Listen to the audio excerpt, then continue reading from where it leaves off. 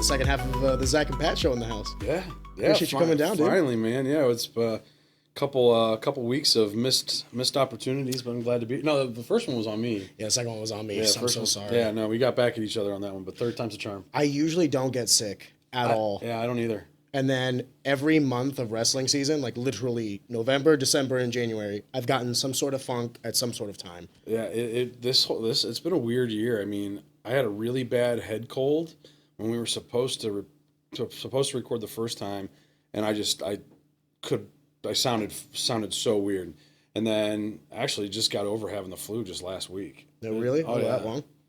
So Jesus. I know that my wife and kid were sick for about 10 days. Yeah. And they were sick first, and I was fine. So I was like, oh, man, maybe I made it through. Yeah. And then as they're getting good, boom, it hits me. And at first I was like, I'll be fine. And then the second day, because it was actually like the day prior I started feeling the symptoms. Yeah. When I woke up, I was like, fuck me. This ain't going to happen. And I also, because we're in a closed environment, I don't want to not tell you I'm sick and then we have a 3-hour conversation going, hey, thanks, buddy. Yeah. Don't die going home. No, all good. I'm not worried about that. So yeah, dude, I mean, the way I met you was actually on your podcast. I knew Zach from the gym originally, and then he made a podcast. And then when I made my podcast, he reached out to me and I was like, holy shit, man.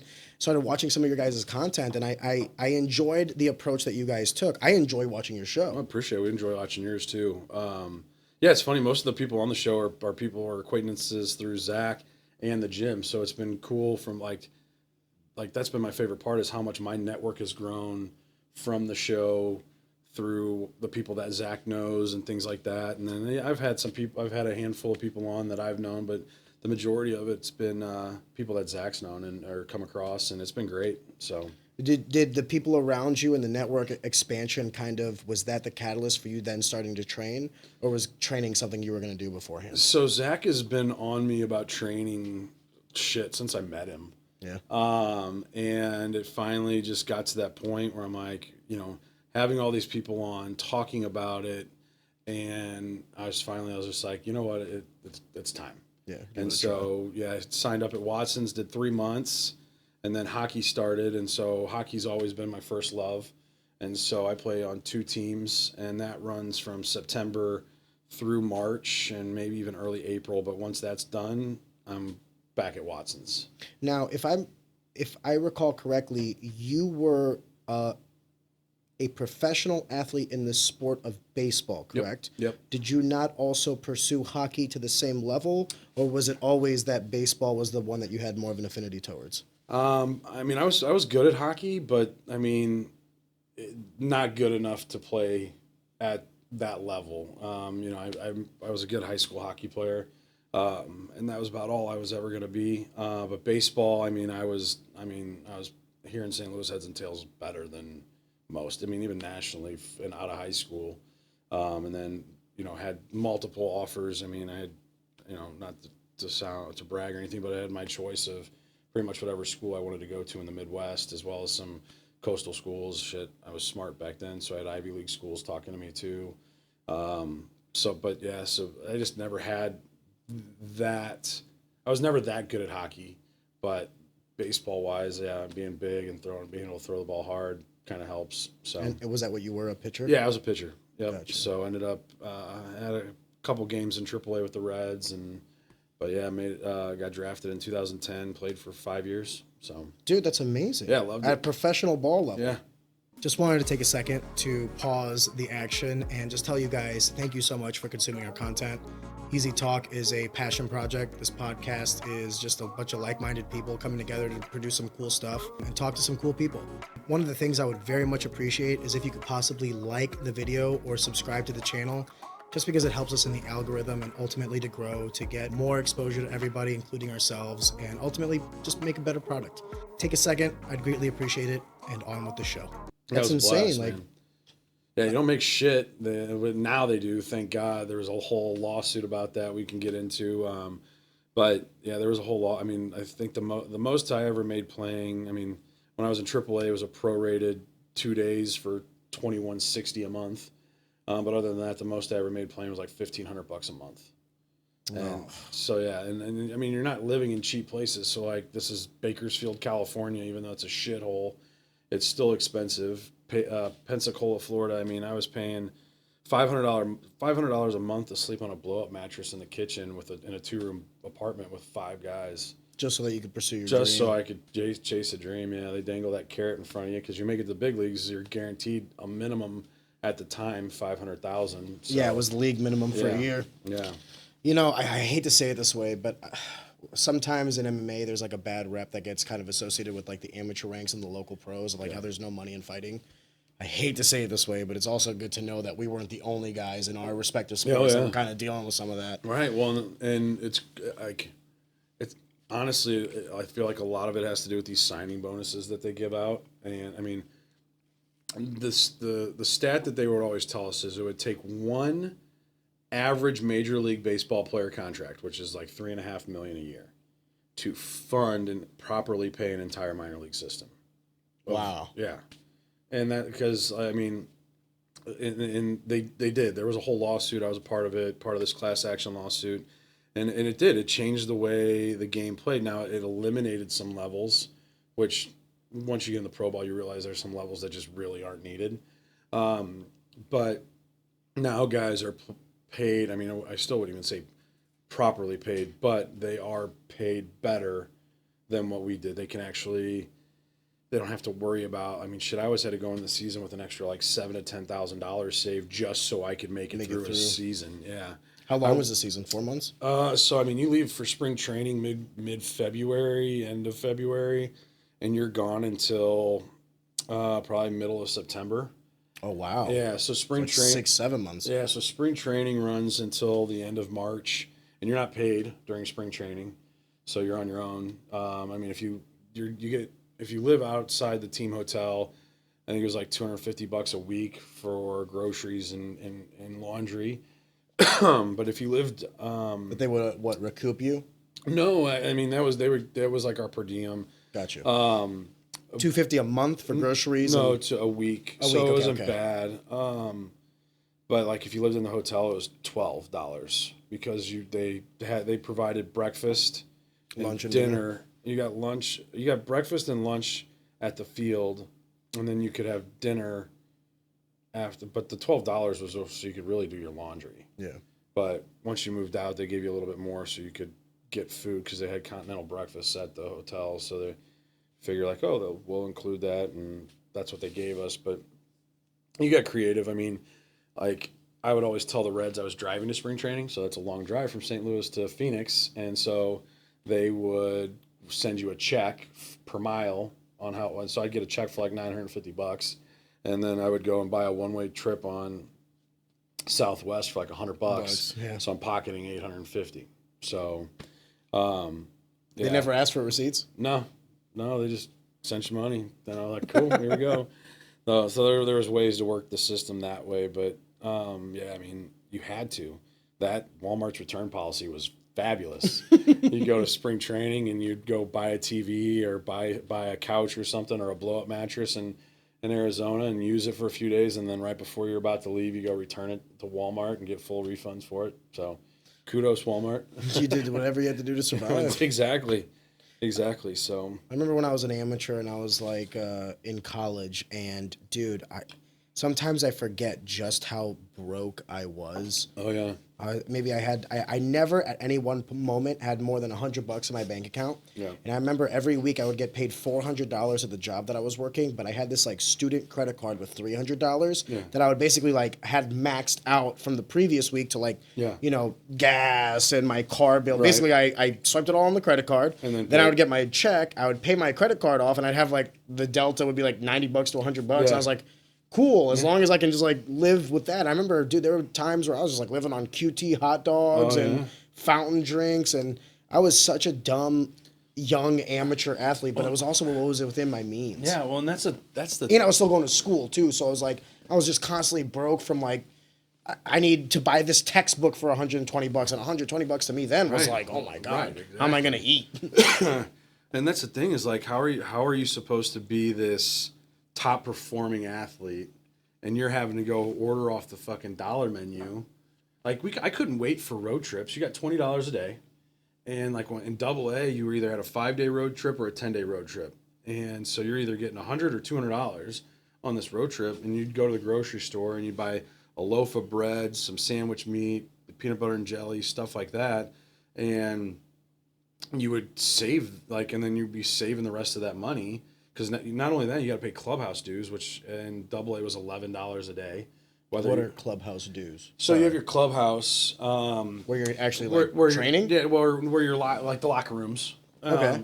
But you have people that manage those clubhouses. You got your clubhouse managers. You call them your clubbies, and kind of like gym dues in MMA. It's like you have to go to a gym. You're gonna have to pay some money. Gotcha. Exactly. So you got these guys that are in there that are doing your laundry, cleaning your spikes, all this stuff, and then they make sure that there's a spread in the locker room, which again consists of peanut butter and jelly sandwiches and zip up sandwich meat, Oscar Mayer sandwich meat. So, but I'm sure it's getting destroyed. Oh, absolutely.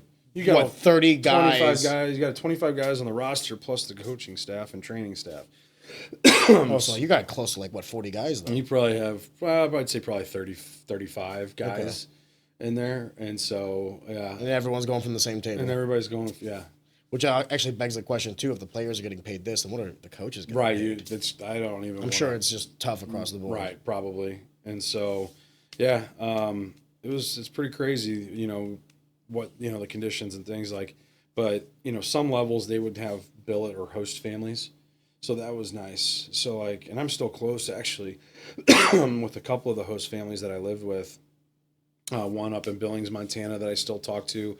And then in Dayton, Ohio, and then what is a host family? Basically, it's just it's a family that has room to take in players, and we just go and live with them. No shit, for free? Pretty much, they get season tickets, and that's their compensation. We would. Dude, God bless those people. They were amazing, and I had some pretty great. Some pretty great host families, and it always seemed to work out. Like I was always the first player that they ever hosted. Oh, and so I got to I had to break them in and what it's going to be like to have some 20-something professional athlete living with you. Also a big guy, you don't know who this guy is. Right, exactly. And it was funny because the first team I went to was in Billings, Montana, and the way it worked was they were having a host family day at the park, but that was like our first practice. And so you would go, we would have our practice, then after practice, we would come out and get to meet the host families, and the host families would get to choose which players they wanted. Well, me and this other guy were the last pitchers to throw, and so we did we threw our simulated game against hitters, and then afterwards you have a whole it's like a 45-minute to an hour routine that you're going through after the game, and by the time we got out, all the host families were gone. So we're just sitting there, and we're like, well, I guess we're fucked staying in the team hotel. They're taking that out of our paycheck every month. And so finally the bat boy's sitting there, and he comes up and chats with us, and we start talking to him, and we just, no, thank you. He's like, oh, well, we'll host you. And didn't even talk to his parents. This kid's like 15, 16 years old. He's like, oh, yeah, no, not a problem. We'll host you. Just offering up his parents' house to two way to commit on behalf of mom and dad. Two random people. And then, the next thing you know, we're like, oh, great. So we're like, do you want to go talk to your parents and let them know that we're coming back with you? And he's like, oh, no, just come with me. And we're like, no, you should call your parents first. And so, anyway, the team ended up calling them, and they were very, very hesitant. And, but we showed up, and they loved us. I mean, like I said, we're part of their family, and these people have to be somewhat affluent and wealthier to just to have physical space. Some are, some aren't. I mean, they're a very middle class family that just they loved baseball. Their son was the bat boy for years for the team, and they brought us on, and they loved us, and they just opened their doors, and luckily they had a finished basement, and Tyler actually the bat boy gave up his room for the summer. They had one extra room, or they had one spare room, and then he's like, oh, they can have my room, and so he slept on the couch that whole season while we had a bedroom. And so I mean it was great, and we were very close with them, and I still talk to them to this day. And then the next year I was in Dayton, Ohio, And that host family I got even closer with because my host dad passed away at the All-Star break. So that was interesting. And that just kind of brought me and the other player that were living there even closer to that family. Did you go through the funeral? All of it, well? yeah. Because Wow. I mean, he was a great guy. Veteran, so ex-military, very, very disciplined, just a man's man, just awesome, and had great conversations with him. Got really close with him, and actually he called me. He was like, "Hey, I'm going to the grocery store. Anything you guys want? Coming back." And yeah, I just gave him like, "Yeah, I love this and this and this," and he's like, "Cool. I'll see you in a couple hours when you get back." And he got back from the grocery store and just collapsed of a heart attack in the doorway and passed away. Wow. Was he older? Like mid-50s. So no, not really. Yeah, it was tough, and like I said, I mean that was so like our host mom obviously is just destroyed by this, and so we're there for her and kind of keeping her company, and she's got 3 kids. 2 of them, one was out of the house married, the other one's our age as players, so which was like mid-20s, and then she had a 14-year-old daughter, and so yeah, I mean it was rough. So I'm sorry. yeah, and that was tough, but it brought us closer, and I mean shit, I've been to 2 of the 3's weddings. I'm sure once Alex gets married and all that, I'm sure I'll get the invite to that one. And yeah, and like I said, we were their first host kids, and they've been they quit hosting. I think they hosted for like 10 years, maybe.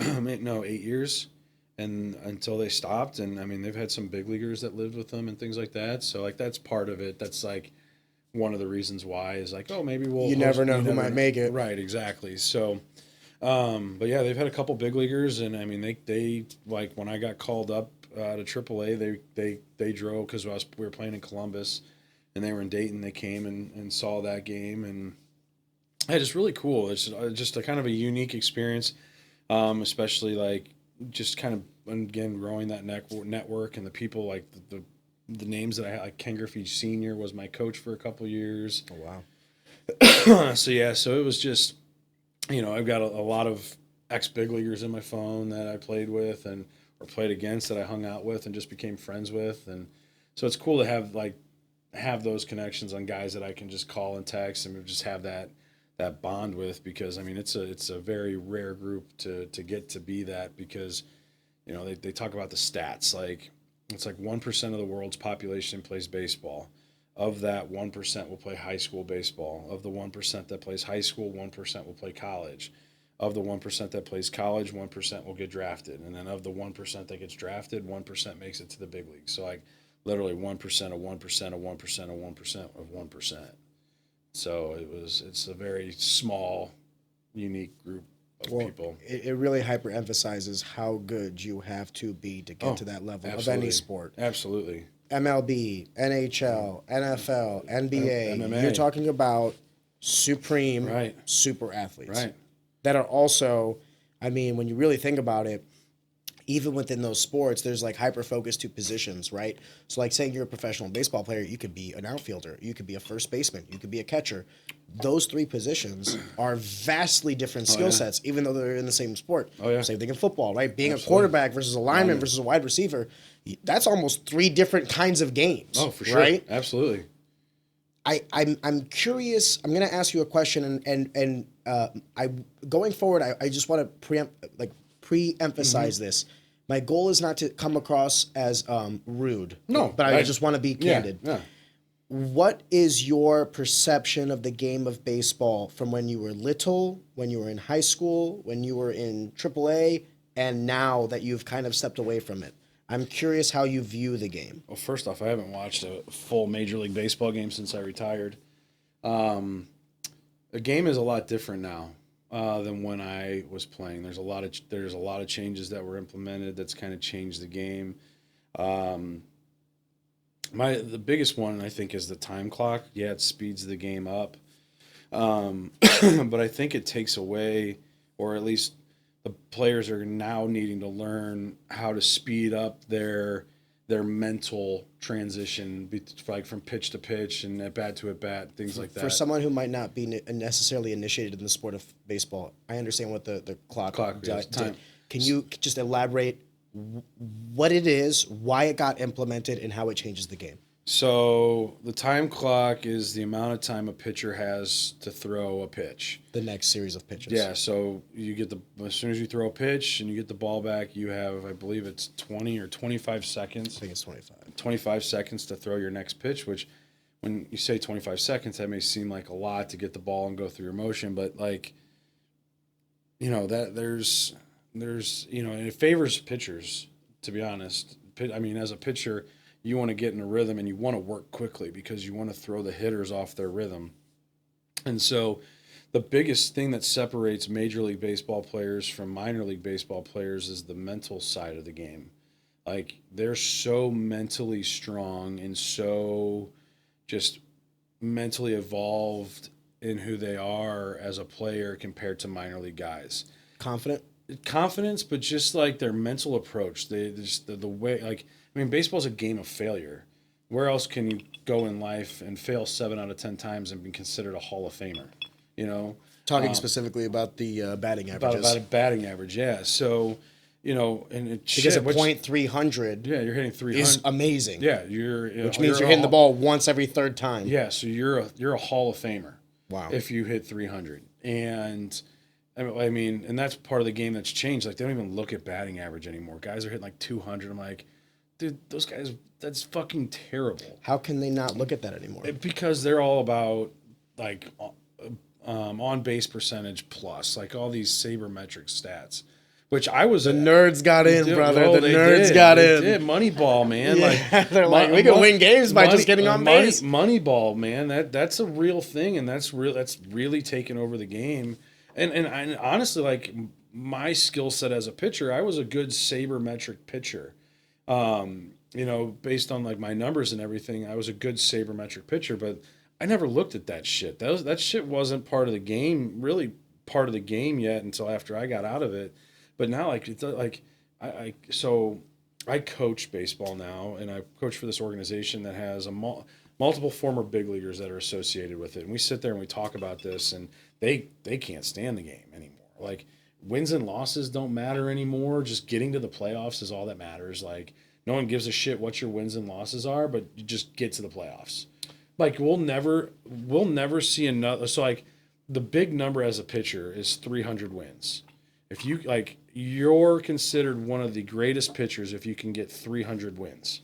In what, high school? No, in the MLB. Sorry, Major League Baseball. Forgive me. Yeah, I thought we were talking about the kids you were coaching. No, in Major League Baseball, if you can get to 300 wins as a pitcher, like, that's you're a GOAT. Okay. And I don't think we'll ever see, with the exception of the guys that are already really close, I don't think we'll see with the new guys coming through. I don't think we'll ever see another 300 game winner. One, they limit guys' innings and pitch counts and shit like that. And two, to what? To try to preserve the pitcher. Yeah, and what's actually come out that guys are actually getting hurt now more with the less they throw because they're not training their arms to throw and taking care of their arms. But yeah, I mean, it's a completely different game, and so, I mean, I just kind of shy away from it. I coach younger high school, like advanced high school baseball players, just to teach them to play the game the right way, and how to play the game. But going back to what you're talking about, the time clock, as a pitcher, I love to work fast, get in a rhythm, because a hitter couldn't get set or would get out of rhythm, and it would mess up their mental approach. Every hitter, every baseball player has some sort of mental approach to things. Guys would sit there. If you look at a wood bat, there's a circle, like basically an unfinished portion of the bat, and then there's a dark circle in the middle. That's a focus point where guys would get out and they would reset their focus and make sure they're dead set and ready for the next pitch. They don't have time to do that shit anymore. They can't even they have to keep a foot in the box at all times now. They can't even step out of take a full step out of the box. Like reset, breathe. All right, next pitch. Exactly. So unless they're able to learn how to speed that process up, but let's be real, you speed any sort of process up, does that really help? No, you're gonna lose some of the nuance. Exactly. So it's causing hitters to not be as good as they used to be. I'm gonna be completely honest with you. I don't even understand why they added it to the sport of baseball, because for me, I understand that it was an attempt to try to, get younger audiences, because people didn't want to spend so long watching the game of baseball. But like, to me, I was always told, because I'm a foreigner, right? I was always told this is America's pastime. Yeah. They used to play this in order to pass the time. Right. And it's like, that's, for me, whenever I would go to like games, I thought to myself, like, fuck yeah, we're going to drink for 3 hours. I get to watch some baseball. Yeah. Last baseball game we were at, I think we were in and out in like literally an hour and a half. Really? And I remember thinking to myself, it was, first of all, it was like a lot of fly balls I got caught. Like it was a quick game. Quick game, yeah. So maybe not every game goes an hour and a half. But I remember thinking to myself, like, the very first baseball game I ever went to when I was like 8 years old, I was like at the Old Busch Stadium. Yeah. I think we were there from literally 2 p.m. and we left at sunset. Yeah, probably. And it was like 6 p.m., 6:30-ish. Most games averaged about 3 hours. Now they're about 2 hours and 20 minutes. And I remember as a kid, I just thought that was really cool. Yeah. I was like, oh, that's like, damn, we did this like all, like it was fun. You know what I mean? Yeah. I got home, I told my parents about it. I was like, oh my God, I saw this, that, or the other. Not to say that just prolonging something makes it better, but what I am trying to say is that like, whenever I'm going to a live event as a spectator, because I wasn't a player. Yeah. I'm going because I want to experience it. Yeah. Yeah. 100%. And if that experience is slightly longer for my money's worth, forgive me, but I'm not mad about it. Yeah. I want to buy a beer. I want to sit down and eat the peanuts and sing the songs and do the fucking wave. And I mean, it's true. This is like the whole experience, right? Why am I paying a $50 ticket or a $75 ticket? I want to do all the dumb shit. $15 for a fucking beer. Yeah, it's dude, like, Jesus. Let me enjoy my fucking beer. Right. You know what I mean? Exactly. I don't necessarily like the trajectory or trend of basically like homogenizing everything in America to cater to a small, minute minority. Not even a small, minute minority, but the trend that's being set by the younger generation of attention spans. So the reason we have to speed up this game is because the young kids can't fucking... Okay. Right. Then they miss out on baseball until a little They can older. go watch the Savannah Bananas. They're going to watch it on TikTok anyway, the fucking highlight reels. Like, what are we talking about? Have you heard of the Savannah Bananas? Yeah, it's like, you're basically, it's like, it's a baseball game, but is it though? It's like kind of, I think it's great. I think it's great. I think it's genius. Yeah. But what is the goal of this? If it's entertainment, pure entertainment, then you're knocking it out of the park. Absolutely, pure entertainment. Those games, no matter what, are 2 hours long. But here's where I think is like, maybe it's the athlete in me. When I remember before I started training fighting, I used to love the Rocky movies because I was like, oh my God, this is so amazing. Right. Who doesn't? Underdog stories. I'll tell you who does it now. Me. Really? Training ruined action movies, sport movies for me forever. Because the whole time I'm watching a Rocky movie now, I'm like, they didn't make contact. They didn't make contact. Right. There's no way you're taking that fucking shot. I gotcha. It's ruined it for me. Gotcha. So I think to myself, like, who is the Rocky movies catering towards? No one's going to watch Rocky and be like, this is boxing. But you know what it will do? It will inspire you. It'll inspire you. Yeah. I remember when I started boxing, I was like, oh my God, like I'm fucking Sylvester Stallone, look at me. Yeah. And then I realized what actual boxing was once I started training. Like, oh, you mean he's an actor and you know, George Foreman and Muhammad Ali and Mike Tyson are actually like some of the greats, right? But so you have a hard time watching other movies. Did you watch Unstoppable yet? The one with Anthony Robles, the one-legged fighter from Arizona State? I have. What was your take on it? I don't want to sound rude when I say this.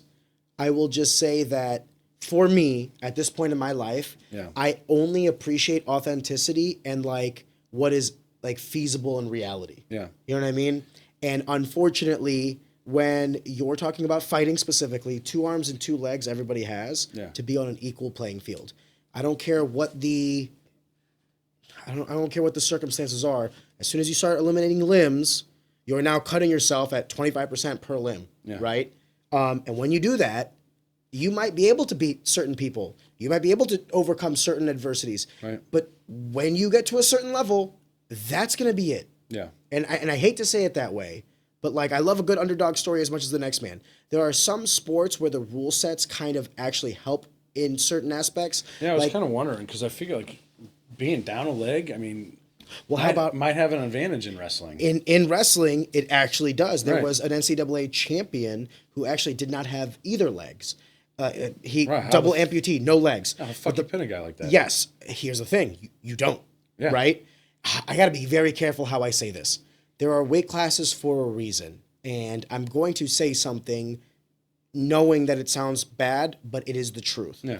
When you have a guy who has the torso of a 250-pound football player, but he's wrestling at 125 pounds because he doesn't have legs. Yeah. And any wrestler knows that you want to lower your base and you want to get underneath and get leverage and stuff and control the hips. Now, are there aspects of wrestling he can't do, like riding legs and all these other things? Absolutely. But when you have arms that you can reach the guy and he can't touch you, that's an advantage now. And at that point, too, I mean, his arms are as strong as most people's legs. Off the record, so your legs or arms stronger? My legs are stronger. Absolutely. I want to be careful because it's going to sound so bad. I think it's amazing what he was able to overcome. Agreed. Because if you take my legs out, I don't even think I have a shot in sports. Yeah, I'm right. Done. So there is something to be said about the mental acuity of someone to overcome these adversities and hurdles. And by no means do I want to take anything away from the achievements. I'm not an NCAA champion. No. You know what I mean? So like he's already done more than I have. Right. But what I am saying is it is not like it's not 100% good, 100% bad. There's shades of gray in between. Yeah. There are some advantages that you get depending on the sport, depending on the rule set. Well, in the sport of wrestling with weight classes. And they talk about that in the movie because they were like, is it fair that he's going to weigh in and fight in this weight class? Shouldn't he have to put on some sort of prosthetic that would weigh the same as his leg to determine his weight class? But then that's at that point, and what do you think? I mean, I didn't wrestle. That was a sport that I look back now on and wish I would have gotten into, and I'm excited to get my boys into. Oh, God bless. But I mean, so I don't know the intricacies of wrestling.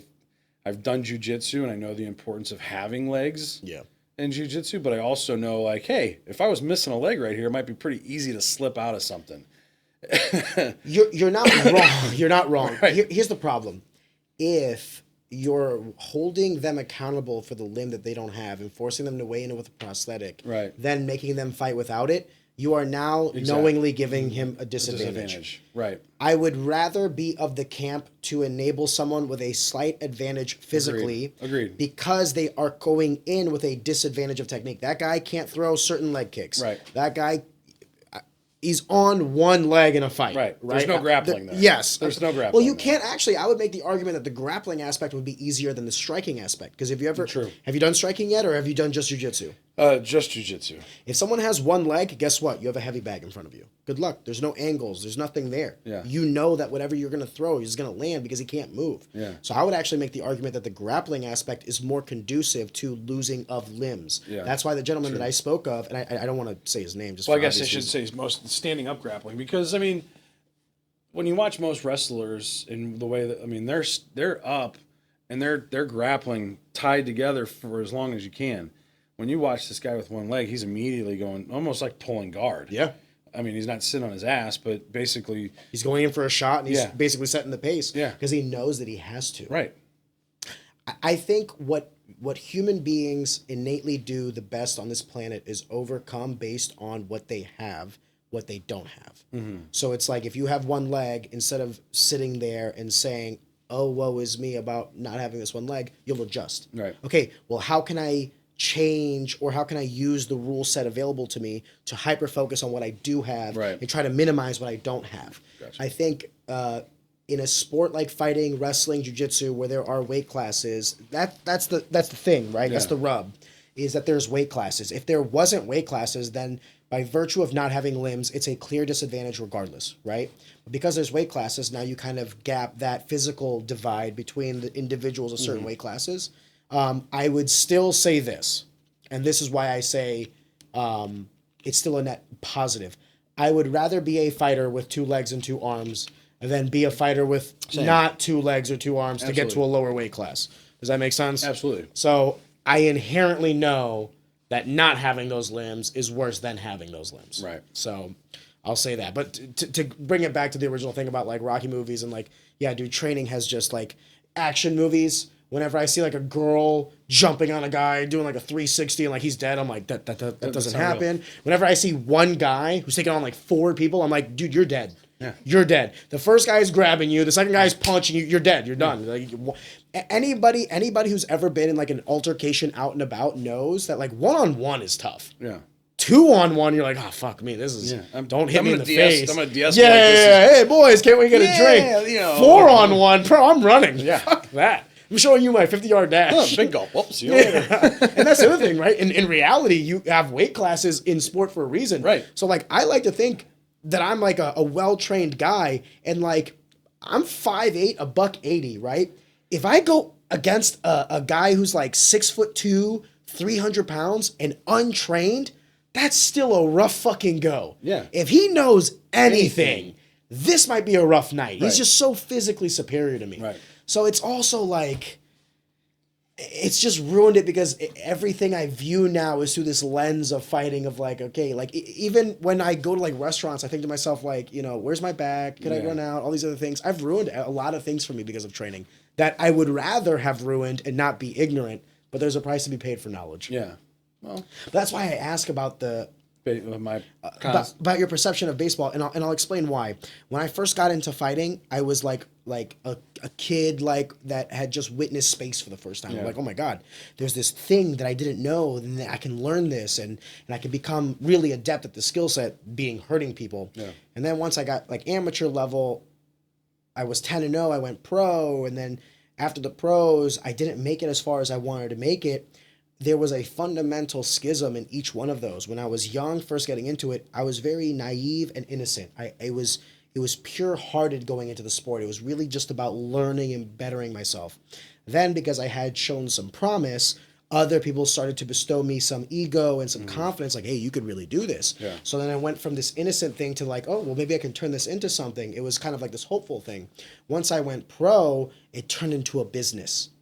Right. And that initial love, that initial like just innocence just died. Yeah, it's gone. And then the money side of it came in. And sponsorships and when are we fighting and who are we fighting for and how much money are we getting for this and that, the other.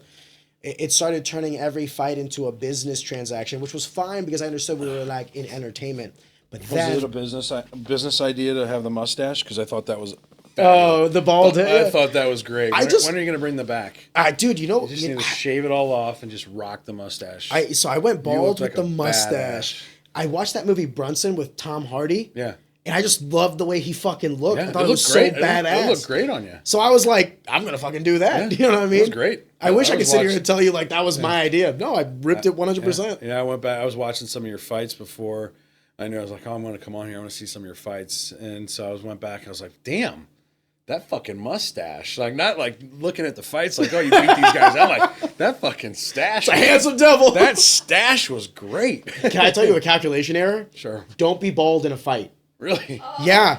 Because elbows cut. Oh, like the hair actually like Gives stops. Stops the skin from skin meeting. Okay. So like the last fight I had with Bashy, he was elbowing me, but like nothing was really like connecting. Like I lost. But like I was coherent the whole time. Bloody. Yes, and then I stood up and I was like, dude, I am bleeding from like everywhere. Yeah. I was like, holy shit. And my coach was like, yeah, he cut you a lot. I was like, damn, dude. It was just the problem is there's a thin layer of like flesh between the skin and the skull. So I mean, you can like nick it with a knuckle and cut somebody. So I told myself, cool. Fun I did it. If I ever did go back to fighting, I'm growing an afro. Yeah. And I'm growing a beard, and you're never gonna find my chin, and you can't cut my head. No, I'm like those Uzbekistan guys. Dude, Zabit and all those guys. Yeah. I like that I did fighting. Yeah. But when I look back on it in retrospect, the way I viewed it changed throughout time. And to your point, when I first got out of the sport, I think I didn't watch a UFC card for like 6 months. To be completely frank with you, I was very angry at the sport because I fell short. Same. And it took me a while to realize that the inadequacies that I had, it's okay to reach for the stars and not hit your target. Yeah. I tried. Yeah. I left it out there. Yes. I left it all out there. It's not the sport. It's not MMA that did it. It's not jiu-jitsu or wrestling. All these things that I've done made me the man I am. Yeah, absolutely. So it took me a while after I was done to be like, you know what? I am a spectator now. Yeah. I can enjoy the craft dissolved from my acts within it. Yeah. And now I enjoy the sport much more than I ever did because I can truly be like the fly on the wall. Yeah. I don't care who wins or loses. I don't have a favorite fighter. I don't really, as long as both fighters can leave the cage, I don't ever want to see anybody get hurt. You know what I mean? On broken bones or anything like that. I want them to have a tough fight. I want them to learn about themselves, but I just enjoy the shit out of watching fighting now. Yeah. In fact, I enjoy most sports now that I'm not an athlete. Yeah. Because now I can just sit back and there's no ego in it. I can be like, damn, he just threw a 100-mile-per-hour fastball. I can never do that. Damn, he just dunked the ball from like the fucking free throw line running in. Yeah. I can't do that. Now I'm just appreciative of the physical acts that I know how difficult they are because I couldn't do them. Yeah, and I agree with you there. Seeing where these guys are at now and what they're doing is incredible. With like all these guys, as hard as they're throwing now, I did read an article that the radar gun has improved so much, even since when I played. But like they're always talking about how Nolan Ryan that threw the hardest pitch ever, and they just assumed that it was 109. But that was because they did all these calculations and physics and things like that to get there because they didn't have the radar gun to measure it. Well, talking to like all these older guys that I played with or that I coached with that played in the big leagues, and they're like, oh yeah, when I was playing, the radar gun picked the ball up as it was crossing home plate. And then it was like, oh, when I was playing, they were picking the ball up about halfway to home plate when I was throwing. Now they're getting the ball right out of the guy's hands. Oh, shit. So by the time you release the ball, physics and mathematics and all that stuff, by the time it crosses home plate, you lose about 8 to 9 miles an hour on your fastball. Yeah, it doesn't shock me. So when they're sitting here saying, Nolan Ryan threw 109, that's because they had it crossing home plate at 100 miles an hour. And so just mathematically they came back. And then, as the radar gun advanced, well, now these guys are coming out and you're seeing it and they're out of a release point. And that's what this article talked about. I'll have to find it and send it to you. But essentially just said that the radar guns advanced so much, like you see these guys throwing this hard, but really, like, how do they compare to guys of the past? So, like, I topped out at one point at 98 miles an hour. That's still insane. And that's like 98 miles an hour, about halfway to home plate. So does that mean I threw 102 today? Sure. I don't know. We didn't have those radar guns back then, but that's what you're comparing it against. Yeah, you're like, and it's hard to tell because now I can't step up on a mountain. I'm not going to try and. I mean, I might be able to hit 80. Did you? If forgive me for asking this, but did you ever have like Tommy Johns or anything? I like that? never had a single surgery. Wow, you're one of the few, man. And that's what's crazy is I threw year round. I never took time off. Now, granted, I would scale back the amount I was throwing, but I threw almost every single day. I never took a day off from throwing, and that's the thing. It was like they would come home. Like Did you do that consciously or unconsciously? That was just for me. Like when I first got into pro ball, that was just like how I was all like growing up. Like through the winter, I would take pitching lessons, and I was throwing once a week, but I would just play catch like every day, just not crazy in the winter, but just enough. And then I would have my pitching lessons during the week, and then I would just play catch, nice and easy. Wasn't anything crazy. But then as we would then we'd start ramping it up. As we got closer and closer to the season to where my arm so I could go full speed. And then during the season, you're just really maintaining because of the wear and tear that you're putting on your arm. And then just come out of the season and you start tailing off. All right, you know what? Instead of playing long toss every day, I'm just going to play catch to 50, 60 feet. But I'm still throwing. Yeah. And so that was just something that I did from the time I got like little. I was just in pitching lessons, and my pitching instructor, who's like my older brother and best friend, I talk to him almost on a daily basis to this day. We just always threw. It's just how it was. And once I got into pro ball, I got done with pro ball. And after my first season in pro ball, I just, came off a college season where I started and had 14 starts from, beginning of March and to the end of May. So 14 starts in that period where I threw about 100 innings or so or more. And then immediately get drafted and go into pro ball where, you know, they're like, oh, well, you're going to be on a limited pitch count. I think I threw 60 innings in pro ball that summer. So I just threw 160 innings over the course of that time. And they're like, well, we want you to take time off.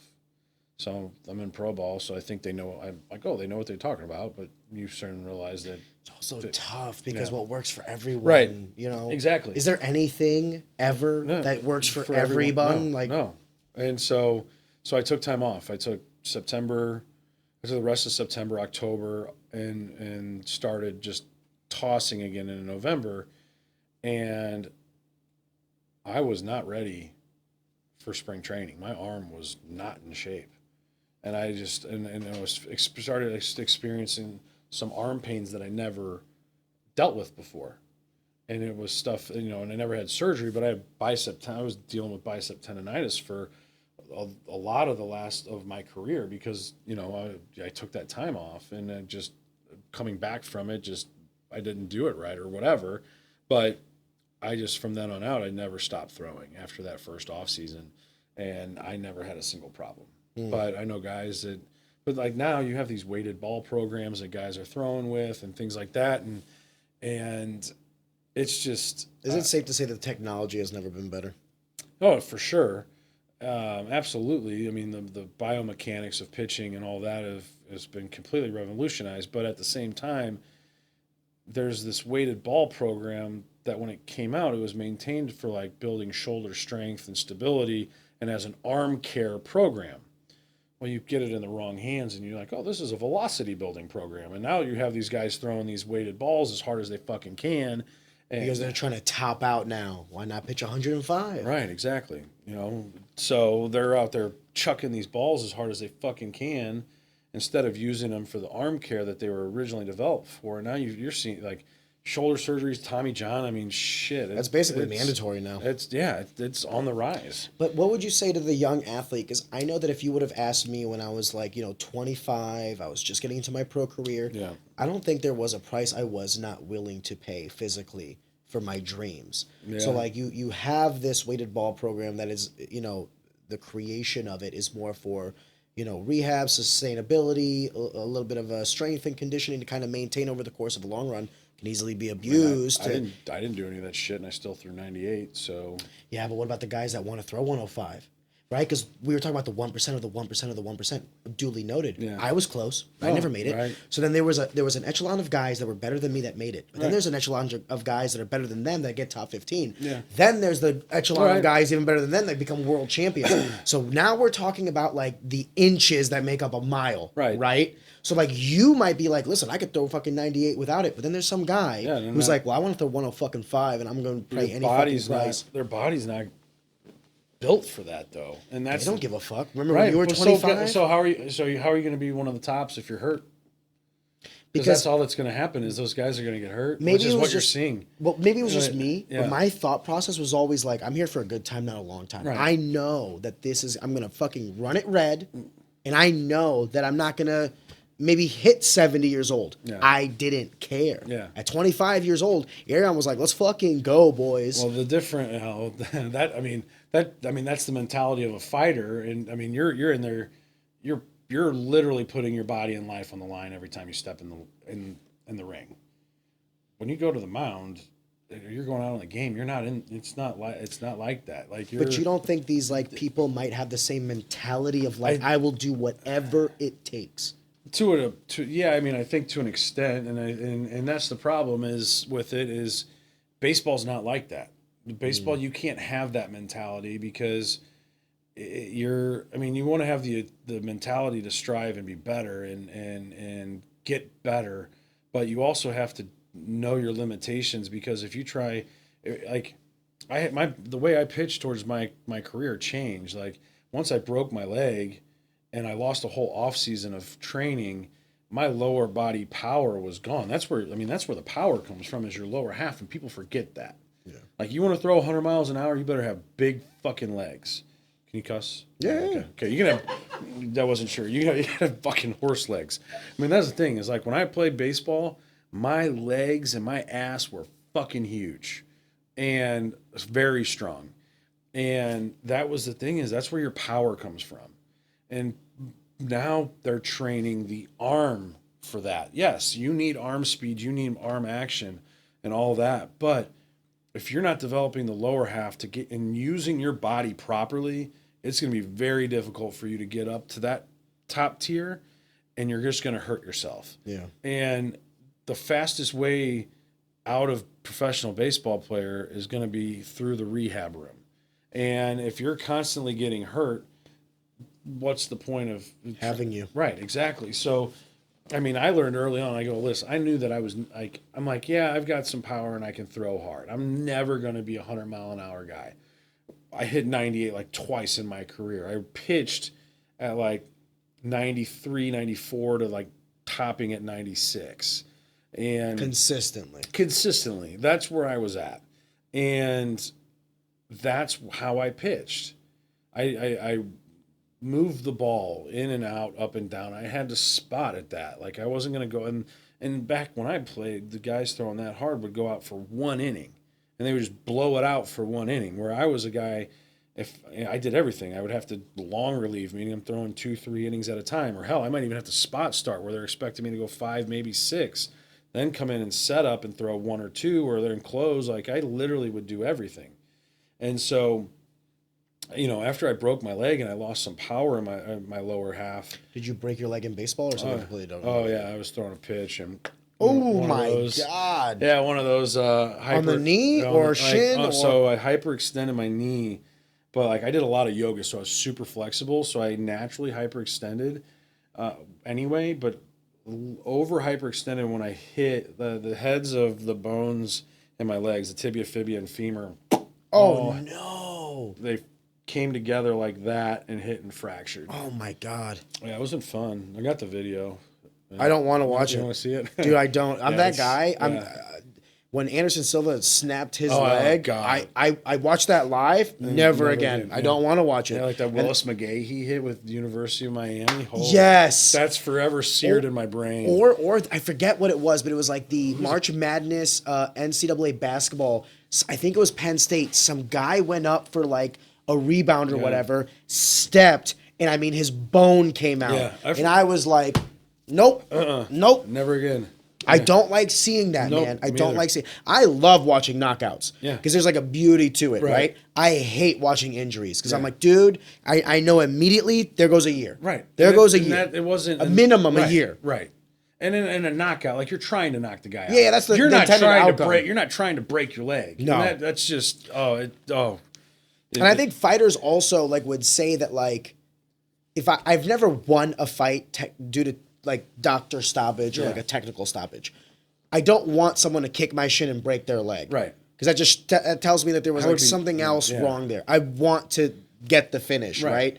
I don't think it feels good for the other person to also win in that matter. Right. Forgive me. I've kind of deviated a little bit. Fine. I guess what I'm trying to say is I don't particularly like those videos and I avoid them at all costs. Yeah. I love watching like fucking some fucked up like war stuff and I follow Nature is Metal on on Twitter. Yeah. Fucking great. Savage. Yeah. But like that's the one thing I got. I get squeamish whenever I see guys like snapping arms or I don't even like I'll tell you what I don't like in football. I have no problem if someone's like going head to head and like someone gets flatlined. I hate watching the ones where the guys didn't even see it coming. Oh yeah. Like they're going for the ball and some guys like you know they get the whiplash and you're like, dude, guy's fucked. I got hit like that playing hockey. And I mean, I was a sophomore in high school. I have no recollection of it, but just going off recounts or what people tell you. Yeah, so was it recorded or no? No. Okay. So, but I picked up. I was a defenseman, and I picked the puck up, and there was a guy on my back, and then there was another guy that was kind of cutting across this way through the middle. Well, the guy on my back, so I cut it tight through the net to come back up the middle, but I caught that guy by surprise that was coming back, and he was another big guy, but he was also going full speed. I'm going full speed, and he just brought his hands up to protect himself. My helmet snapped. I hit the ice without a helmet on. Like I was out. I was having seizures on the ice. Comatose. You were bad. Oh, I was bad. Oh, yeah, I was in the hospital for days. I was fucked up for weeks. How old were you? Sophomore in high school. I was 16. Oh my God, even worse. Yeah, my dad was there. He had the ambulance came. I was off on a stretcher. It was bad. Was there a discussion had after that injury, like whether to continue with the sport of Yeah, hockey? well, that was my fifth one. That was my Fifth fifth concussion? Yeah, I got one more after that, and then that was it. For What me. was this? Or that was my fourth one. I had two more after that. What was the time frame between the concussions? So I had 6 concussions from 8th grade through my junior year of high school. That's a lot, dude. Yeah, That's a lot. my parents want me to go get like the That's CTE. that's like every 6 months. Yeah, my parents want me to go get the CTE testing and all that stuff done. And I don't know if you can test for CTE. That's what I said. I was like, you don't know. I So I had Junaid Munchie on, and he is with the boxing commission, the USA Boxing Commission, and they are like spearheading, leading research Trying onto this. to. The Unless you're only dead. way to properly do it is to cut into the brain, and You gotta be dead. you gotta be dead for that. Yeah. I will say that the way he described it to me, and this is actually what makes sense because I've had concussions too, but the only time I ever felt like I had actually had brain damage was after a boxing match because I got rocked in the second round and still went 3 other rounds. Right. It was an amateur boxing match, but I mean, I got my belt. I don't remember round 5, Right. But I know that I won the match by split decision. So that goes to show you, like, Right. I don't remember the fucking 5th round. And Also I goes to it show was you a how incredible the body is. well, fight or flight, right? That next morning was the only time in my fighting career, professional or amateur, where I had to sit in a dark room because the light gave me like Oh yeah, that's like migraines. yeah. He said that it's not the initial contact. Obviously, that's bad. You don't want that. But The if the sustained- swelling happens, if the bleeding happens, or whatever, as long as you're not necessarily taking additional impacts to, like, it's kind of like a bruise, right? You don't want to fuck up with a bruise. It's the same thing. It's a bruise in the brain. If you give it the time to heal properly and all these other things, you don't rush back, there's a lot of saving grace you have there. The problem is, and the weight class that actually receives the most deaths is 125. Really? Yes, I thought it would be heavyweights, but the problem Yeah. with heavyweights is they put each other out. Yeah. The 125ers. I guess they're jabs. Not even that. constantly They can get dropped. They have enough power to hurt someone, but maybe not put them away. So someone falls, gets up by the 8 count. They could have easily been knocked out if that guy had 5 more pounds behind that, Yeah, right? true. And then they go and fight another 10 rounds with a bruised or concussed brain. Yeah. So it's actually the lighter weight class that receives more brain damage that can sustain itself. It's like all the shit you hear with these linemen. I mean, fucking constantly, bam, every. I think football is the most dangerous sport. Oh, 100%. Would you say it's more dangerous than hockey? now? 'Cause I think hockey is close number 2. There's been a lot of changes to hockey that's changed it. I mean, hockey back in the early 2000s and before, absolutely more dangerous. When you had Than fucking football. Scott Stevens out there roaming around like a fucking madman. You want to see a crazy hit? I don't know. Do you know who Paul Correa? Are you a hockey fan? When I was a hockey fan, I played floor and roller hockey when I was little because I was too poor to play ice hockey. Gotcha. But I remember when the St. Louis Blues and the Detroit Red Wings were going at it for the Stanley Cup way back in the day. Yeah. To give you some respect, Okay. I think I may have been like 10, so Yeah. we're talking about like 2002 era. Gotcha. So I know enough about the sport. If you speak about it, I'm gotcha. intelligent So enough. Paul Correa was like the original Mighty Ducks guy. Okay. He was the captain. He was amazing. I think he's a Hall of Famer. I don't know. But then you have Scott Stevens, who is a Hall of Fame defenseman. He was just an enforcer. He was like, he looked for the big fucking hits. And back then you could do open ice hits where you could catch a guy cutting across the middle, lay him out. That's who I tailored my game after, was Scott Stevens. I love the way he played Which the is game. fucking savage. God damn. And so he caught Paul Correa on this hit cutting across the ice, and you would have thought Paul Correa was dead.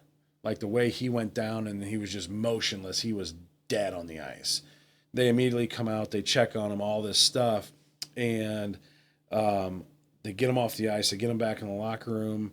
He comes back. No. Yeah. There's no concussion protocols back then. He comes back and finishes the game and actually scores the game-winning goal against the New Jersey Devils to win the game. And they asked him in interviews years later, and he's like, "Yeah, I have no recollection." That's the whole second half of that game. Yeah, he's like, "I've got no recollection." And he has, like, if you were to see him now and the way he is now, you're like, there's some brain damage that was done to this guy from Eric Lindros. Like, that's the thing. Eric Lindros, Jeff Cornell. There's all these old school hockey names that were really good hockey players that just, were destroyed by hits multiple times, multiple concussions, and Well, you know what he said to me, Junaid said to me that actually like really resonated with me is like people oftentimes associate CTE with like the memory problems or the the Parkinson's or the shaky hands or whatever later on in life. He's like, what it usually tends to be is actually like hormonal imbalances. Yeah. And we've had discussions. Right, and I had Jeff Whitmer, who literally has Whitmer Rejuvenation Clinics, who he deals in HRT and TRT. Yeah. And I was talking to you because you and Zach at the last we did the Fight Companion. Yeah. You guys told me that you guys were both on HRT, hormone replacement therapy. And I thought to myself, like, man, that's kind of crazy. Like, Zach and you guys are like relatively young. You're my age. I'm 32. I think. I feel like we're in pretty good shape too. Yeah, exactly. You're not a fat guy. You're not like out of shape or anything like that. You're big. You're good. You're just strong. So when you told me that, and then I had Jeff on, I'm not gonna lie to you, it actually made me think about doing my own blood work. But to kind of bring it back full circle, and we'll get to that topic. Junaid told me that the most common form of CTE is that hormonal imbalance. Really? So you'll be 40 years old with like low T, and you're like, I didn't take any steroids. I didn't do anything to my body. What the fuck is wrong with me? You got hit in the head so much, dude. Your endocrine system is fucked because it starts at the brain. Well, then fuck. I hate to say it that way, but maybe that's probably what it is. Fortunately, HRT, TRT is like something that we can kind of remedy. Right. What's really scary is that the shaky hands, the forgetful. There's no coming back from that, right? So as far as CTE goes, you got the more mild spectrum of it. Yeah. Well, good to know. Yeah. But by the way, a lot of fighters do it too. I don't want to name them because I don't know how many of them are out about that or not. Right. But let me put it to you this way: after I had Jeff test on, for it or anything like that. no, they did. Like 3 fighters reached out to me after that episode and were like, 3 guys that were like, they're in their like late 30s, early 40s now. Yeah. All 3 of them I would regard as like intelligent fighters. Like you could have an intellectual conversation with them, and all 3 of them were like, I know exactly what the fuck he's talking about. That's exactly what happened to me. I was 35 years old. I thought, nothing could be wrong with me. Turns out I got hit in the head way too many fucking times. Makes sense. I mean, that's me. I mean, fuck when I went in and got tested, they were like, yeah, you have the testosterone level of an 80-year-old man. I'm like, huh. And all this time, everybody kept like, oh, it's a thyroid. I'm like, no, your thyroid's perfect. Like your testosterone's just super fucking low. And then now I feel great. How does that HRT work for you? Like, you went in and did blood work, and then they told you were low, so that you immediately went to like a cycle? How does that work?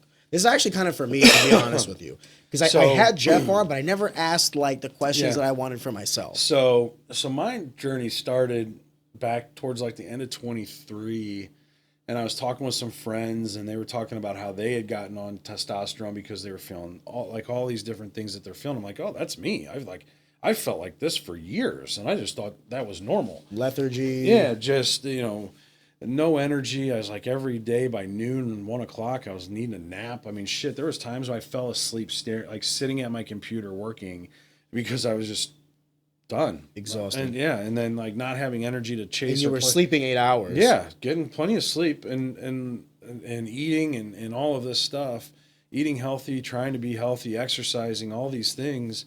And I finally like, oh yeah, this is what I went in and got tested and to have low testosterone, and they immediately got started on it. Like, you should go get checked. So made a trying to go through insurance, talked to my primary care, went in and saw him, and January of 24 got tested, and it came back at 190. That's incredible. As a 36-year-old male, I was told you should be between 800 and 1,000.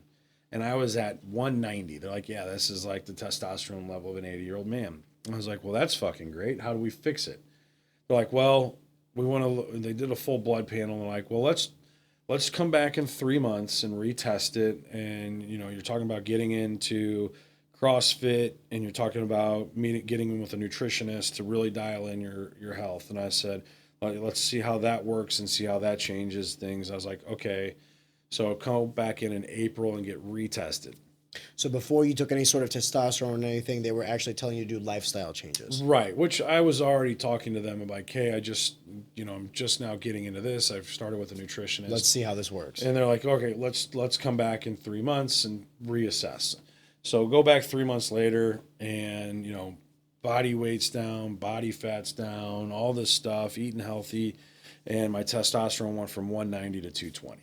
In 3 months. And I was like, 30, so basically 10 10 a month. 10 a month. I'm like, fuck, I'm going to be doing this forever. So he's like, all right, well, let's get into an endocrine doctor to see what's going on. I was like, great. That's the next step. So If I may, the endocrine system is actually a hormonal system. It's directly correlated to the cerebral cortex. It allows for your brain to basically like disseminate how much of its hormonal output it needs. If you're low testosterone, it's your brain that actually stimulates the creation through your endocrine system of additional testosterone. Yep. By the way, maybe if you're because there's testosterone, there's epitestosterone, there's estrogen. So there's many hormones. I'm just saying, when we're saying endocrine system, we're also talking about one of the many systems within the body. correct. Correlated and That helps. With, engineered or led by Yeah. your cortex. So like the cerebral cortex, the brain. Yeah. So this is why we're saying, to bring it back to the original conversation of CTE. Yep.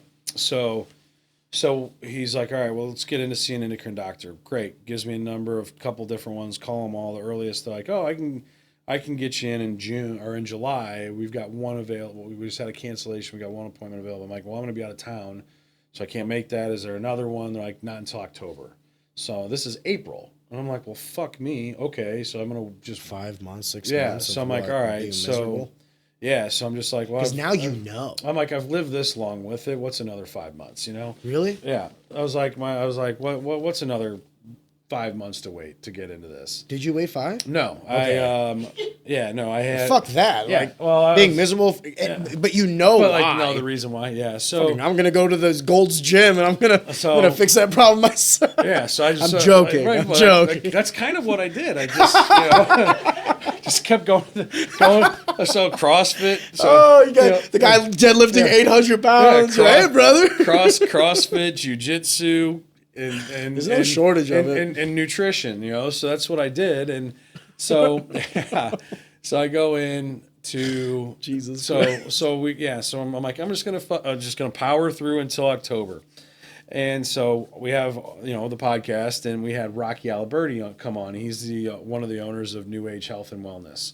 And we start to talking. Former hockey player, him and I connect real quick on this show. And him and I are going back and forth talking. He goes, brother, I was in the exact same spot you were when I was your age. He's like, just come in. We'll get you tested. We've got a nurse practitioner on staff. We're going to do a full blood panel. We're going to talk you through all of it. We're going to give you recommendations on different things that you can and can't do. And if your testosterone's low, we're going to get you started on TRT. And I'm like, fuck yeah, let's do this. So we record on Wednesday, and literally the next day, Zach and I are both in there given blood. What was the impetus to get Zach in as well? Were you talking to him? Zach was just like, or he was on the same podcast, talking to Rocky with you. So we're he's like, just- hey, fuck it, I'm gonna do it too. Yeah, and Zach and I, this was a conversation that, like, the testosterone conversation comes up multiple times across early episodes. I mean, one of our first episodes is with Connor Silverstein, and they call him Low T Connor up at Revive. So How rude, right? They just give him shit because he has low T, and so we all just kind of He's also a very in shape guy. Oh my great! That dude's incredible. He's a physical specimen. Yeah, it is insane, and what he does. And I'm just like, fuck. If he had regular levels of testosterone, that dude would be deadly. Has he never? No, I don't think he's ever gone in or gotten. Why? I don't know. But we've talked about it with him enough, and he's heard us talk about it, and all of his friends that he knows. Is it an ego thing? Like, maybe. I'm not doing that. I don't know. Maybe. This is where I start to say, like, you don't have to live a shittier life. Right. I don't know. But I don't know if he's ever gotten on it or not. But anyway, so that was a conversation that came through a lot of our podcasts, was talking about low testosterone. And so Zach's always been like curious about it. So Rocky convinced us both to come in, and so we both went in the next day and got tested. Zach was low, not nearly as low as me or as low as Connor, but was low, and low for his age. And so we went and got tested. We got our results back a week later, the following Thursday, and that was the start of it. And that was back in September, and I went from being, when I got tested before, I was at like 240, I think it was. So from April till August, I went up another 20 points. Yeah. And so I got on it. And after my 3-month checkup, I was at 1100. You know what they say is awful for testosterone is alcohol. Adrian, I'm so sorry to ask you this. Do you mind grabbing me the bottle? Do you want another? Yeah, I'll do take you want another pour? for sure. The bottle you had is empty. Yeah, and I did it from the. Yeah, that one's done. I will do the Old Forester. It's the one blue right tie, behind that. there. Yep. Yes, ma'am. And What do you then, want, sir? thank you, ma'am. Do you want some more? Oh, you have your ice. Yeah, I'm gonna just use the same one. Is that Woodford right here? It is. I'll do It's just regular, not double oaked Or or actually, you anything. know what? Heaven Hill. I'd have the bottle right next to it. Yep. That's a good one. Thank you, Adrian. Thank you. You're welcome. Do you mind if I give this back to you? I was getting his water as I heard him coughing. I Some appreciate- water. No, I'm good. Cheers, brother. Yeah, man. It's funny because Jeff was talking to me. He's like, "Well, alcohol's terrible for testosterone." As I'm sipping my whiskey, I'm like, "You don't say." Cheers. New age. I'm gonna need to up the dosage. Did you notice how long from like the first injection to when you started noticing an actual difference? Right. I was so fucking low, and that shot that they gave me basically doubled my testosterone in one day, so I felt it Immediately. fucking immediately.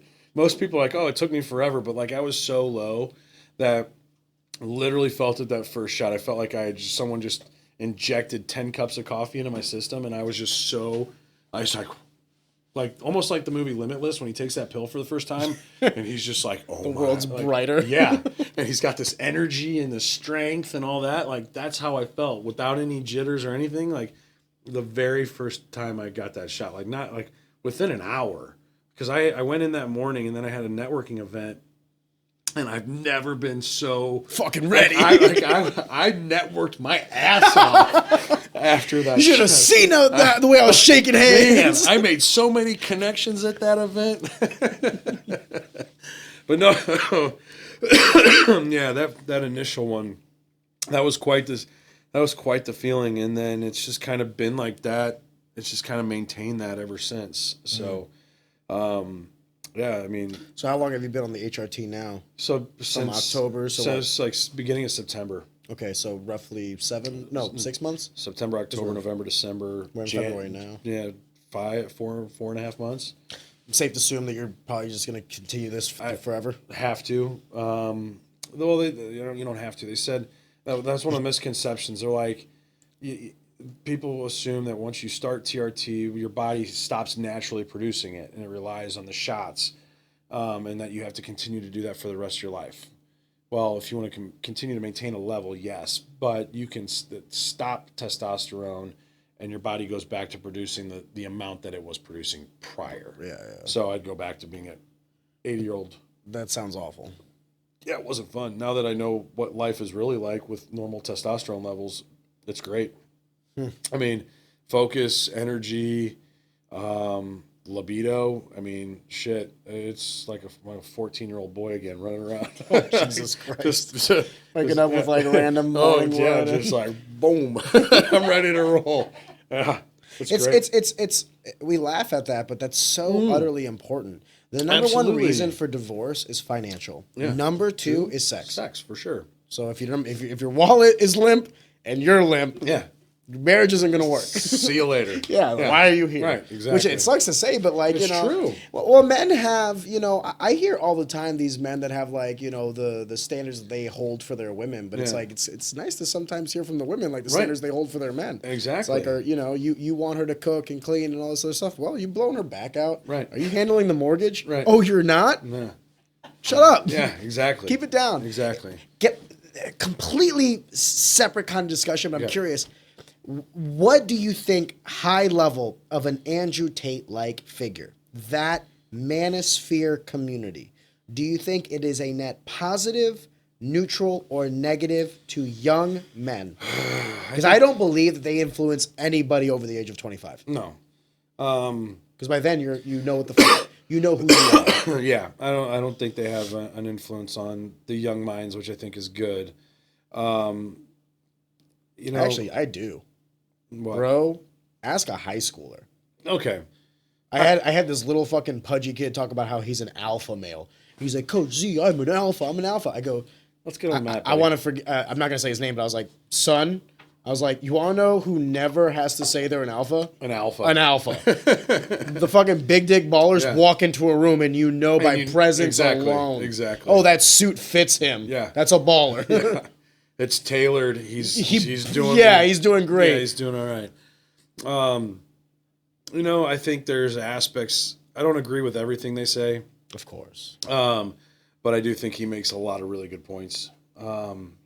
If you were to do a pie chart, because I'm trying to see where we may differ. Okay. If you were to do a pie chart between good and bad, not middle of the road, good and bad, from what you've heard from him. I mean, I'd say he's probably 50-50. I think he's like 70-30. Good. Bad. Bad. 70% bad, 30% good.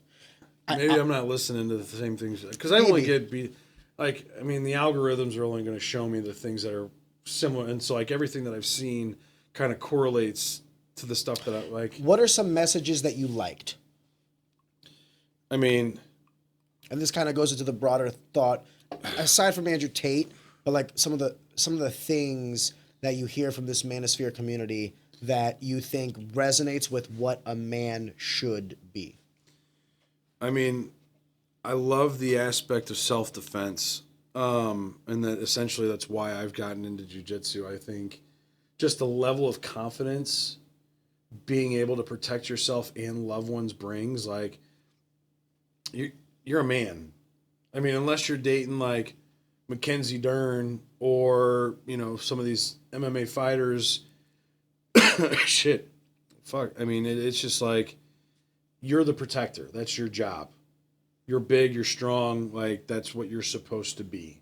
That's the most one of the most manly things that you could do is be the protector. You have to protect before you can provide. Exactly. And so,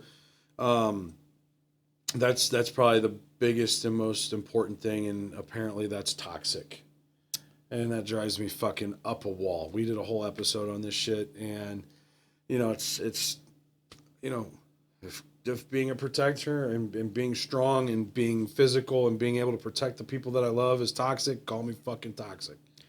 I think that there's been that narrative for the last like 4 years, predominantly driven by liberals who wanted to subvert the masculinity in our culture. Oh, absolutely. And it's funny because you're hearing from very strong-willed women that exude a lot of male testosterone energy, right, telling you that your male testosterone is not necessarily a healthy thing. And being in the dating world again after being married. Oh, God bless. The women. I could not imagine. That's a whole nother fucking topic. I'm down for that, brother. I want to hear about it. But there hasn't been one single fucking person that I've dated that's ever that's bitched or moaned or complained about how strong I am, or that I do jujitsu or train, or that I want to be a protector, and that's what they're looking for. You know, there was like a magazine, and I forget the name of the magazine, but it was like one of those like Teen Choice or whatever the fuck it was, and they were doing, basically it was before the election, and they were doing like this like questionnaire on women and what they shoot for men, and how that aligns with their political beliefs. Right. And the inverse was so dramatic, meaning like these women would vote like, you know, pro this, pro that, what have you.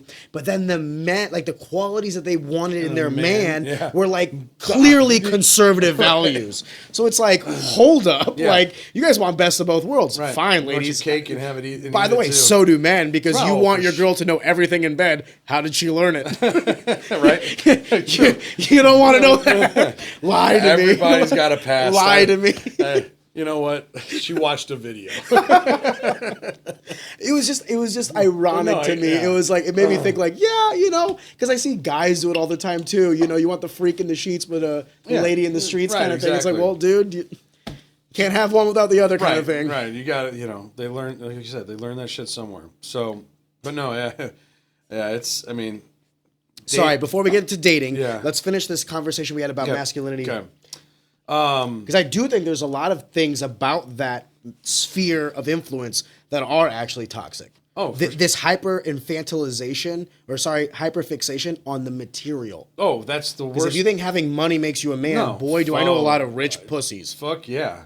I know majority of the rich people I know are fucking pussies. Like, I mean, that's the thing is I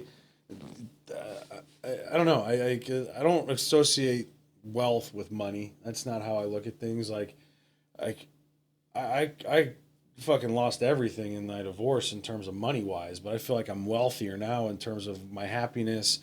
Actually, in the relationship that I have with my ex-wife and her boyfriend, the relationship I have with my kids, I'm wealthier now in those aspects than I was when I was married. And I may be, so actual, like what I had to give up in the divorce, poorer. My wealth, my wealth, overall wealth has dropped in that sense, but like money wise, but in what I've gotten peace, what I've gotten and who I am as a person, my confidence, the relationship that I have with my boys, the relationship that I have with my ex-wife, the relationship that I have with her boyfriend, like the relationship that I have with other people are so much better now than it was when I was married. I am so much, I'm a completely different person now than I was when I was married. I was a miserable fuck. How long ago, if you don't mind me asking, just so how old are you? 36. And how old were you when you got married? And then how old were you when you were divorced? Forgive me, just so for time frame. Been divorced. So December of 22, since December of 22 was when the divorce was final. Oh, so relatively recent. So, and we separated in February of 22. Started the process. So it took about 6 or 7 months to actually get divorced. Yeah. And then when did you guys get married, if you don't mind me asking? We got married in August of 18. So we were married. So by the time the divorce was finalized, we had been married for 4 years. How long did you guys date before that? Not very long. Gotcha. Yeah, okay. Forgive me if I'm being too intrusive. No, you're fine. We dated. We were together for 3 months before she got pregnant. We got hit with a beautiful surprise with our older son. Boy, the tea wasn't low back then. No, it was. Trust me. No, it was definitely low. But here's the hold on. Here's nature finds a way. So here's the thing. With going to that real quick. So that was like the one thing I was like, do I have low T? Because my sex drive I feel has been great my entire life. I never deviated from that until I got on testosterone and I realized like, wow, I was low, but damn, I might have a problem. But no. It's a good problem, right, it's brother. a good problem, yeah. But no, so no. You're a giver. Yeah, exactly. But so we were hot and heavy when we first started. Have you ever told a girl, baby, this is for you? This is so I can show up for you. I want you to help. I want you to do this. I want you to feel fulfilled. You to give me the shot so you know what I have to go through for you. For you. How dare you? I'm sorry. I don't mean to interrupt. No, I haven't done that yet, but maybe I will. This is for the special one. You know what, baby? Here's the needle. Oh, I'll penetrate you. Anyway, enough. All right, I'm sorry. So anyway, so we were together for 3 months. Not be a 13-year-old boy. Yeah, who knew? Antibiotics fuck with birth control. We didn't. So that's how we wound up with Connor. I didn't know that either. Yeah, really? Apparently, What negates it? Yeah, apparently just kind of cancels it out. That's a fucking PSA. Yeah, I feel like everyone should know that. Right, guys, everyone, women, birth control. Dude, I wonder if Bruna, because we got pregnant. I wonder if she was on an antibiotic, because full disclosure, I had rubbed one on that today. So I had the beeline was up. Okay. One shot, one opportunity, one mom's spaghetti. Yeah. Now I got a kid. Yeah. And she was on the pill. And I'm not going to lie to you. When she told me she was pregnant, the very first thought I had was like, no way, it's mine. Yeah. Bitch, you lying. Second thought I had is like, hey, we're having a kid. But the first thought I was like, well, that's the thing. Maybe she was on some antibiotics. Well, that and my ex-wife is Bosnian. I think they're extra fertile. Dude, Balkan women. Yeah, Balkan women. I think them Balkan women God are bless. extra fertile. God bless them. They are great. There's a great group of people. And so, but yeah, so she was in a car accident and had this really bad cut on her knee. And so they had her on these antibiotics for the cut. And yeah, I guess that kind of canceled out the birth control, and here comes Connor. But, one of those things that comes along with Balkan women and getting pregnant is you should probably get married. That was something that was kind of pushed. I mean, we had talked about it. We kind of had fallen for each other. Well, we were infatuated with each other. We confused love and infatuation, which is an easy thing to do. And we had talked about getting married. It's also easy when you start to mix in like those. Yeah. When you're having sex. Oh, and for it's sure. Fresh. Yeah. And Absolutely. you're getting those honeymoon feelings. Right, exactly. Oh, of course I love you, babe. Yeah, Yeah. you know. But no, we mixed up infatuation and love, and it just kind of led into getting married, and so we got married we didn't even date a year before we were married, because we didn't start. We were 11 months in when we got married. Isn't it crazy that for the longest time in human history, arranged marriages were the thing. norm? Yeah. So like even you saying like we weren't even dating for a year, brother, Right. the vast majority of humanity didn't meet their wives or Until husbands the wedding day. until the wedding day. Yeah, which is crazy. Then they have to consummate it right afterwards. Yeah. Could you imagine how awkward that fucking is? That's so weird. You've never seen me before. I have no idea who the fuck you are. Yeah. Hi. Yeah, one's hot, one's ugly. Like, oh god. Could you also imagine if you're like a guy and like your dad's like, no, I got a girl for you. You see the girl, you're like, bruh, dad, why would you do that? What the fuck were you Or thinking? the girl was like, You traded a cow? back when the dowry was Dad? actually a thing. Yeah. Dude, there could not be anything worse than like the girl who's like a bombshell, Bombshell. 10 out of 10. Yeah. And like she's like, I'm ready to see my husband. And it's some fucking troglodyte dude because you got 3 calves and a sheep. Here comes Lord Farquaad. Yeah. And then your dad's like, woo, we got a good deal on this one. Dude, I would be livid. Sorry, ladies. That's human history for you. But anyway, so you guys have dated for the expansive time of a year. Yeah. So we were together. Yeah. 3 months, fine. Yeah. Sorry, 3 months. Yeah. So got married in August of 18. What was meeting her family like? 'Cause Well, that's a so- culture shock. Well, no, that was the thing though. Is like she wanted to introduce me pretty quick because she wanted me to. Balkan women. Yeah. So she wanted me to be, kind of get that out of the way. She, Balkan women and their moms have a very special relationship, and if you don't win the mom's approval within the first one, you might as well not even show up for another No, date. you're So, very right. The parents decide, unfortunately. Yeah, exactly. Unfortunately. Yeah. So, luckily, the first meeting went well. The subsequent meetings after that, when we had to tell her that she was pregnant, did not go well. But that's all right. They're very protective of their children, and her and her mom have a great relationship, and her mom is unbelievable with the boys. And so anyway, we got married in August of 2008. It was funny. We got engaged very shortly. So she told me she was pregnant on Christmas Day of 2017. Merry Christmas. Yeah, Merry Christmas. We were in California. You didn't wrap your present. I didn't wrap mine. Yeah, we were in California. We were getting ready to head out to the wineries, we were Vineyards. And the next day. We had this huge wine day planned. We were going to hit up a bunch of different wineries, and that like the night before, we were having a conversation, and she was upset, and I thought she was breaking up with me, and she goes, "No, I'm not breaking up with you. I think we need to go get a pregnancy test. I think I'm pregnant." And so we did. She takes it. She's pregnant. I'm super excited. She's scared. She's not sure how her parents are going to take it and handle it. And after a while, she's like, "Oh, my parents are going to be great." My brother was in a similar situation, and they were ecstatic. So, but he was also with another Bosnian woman.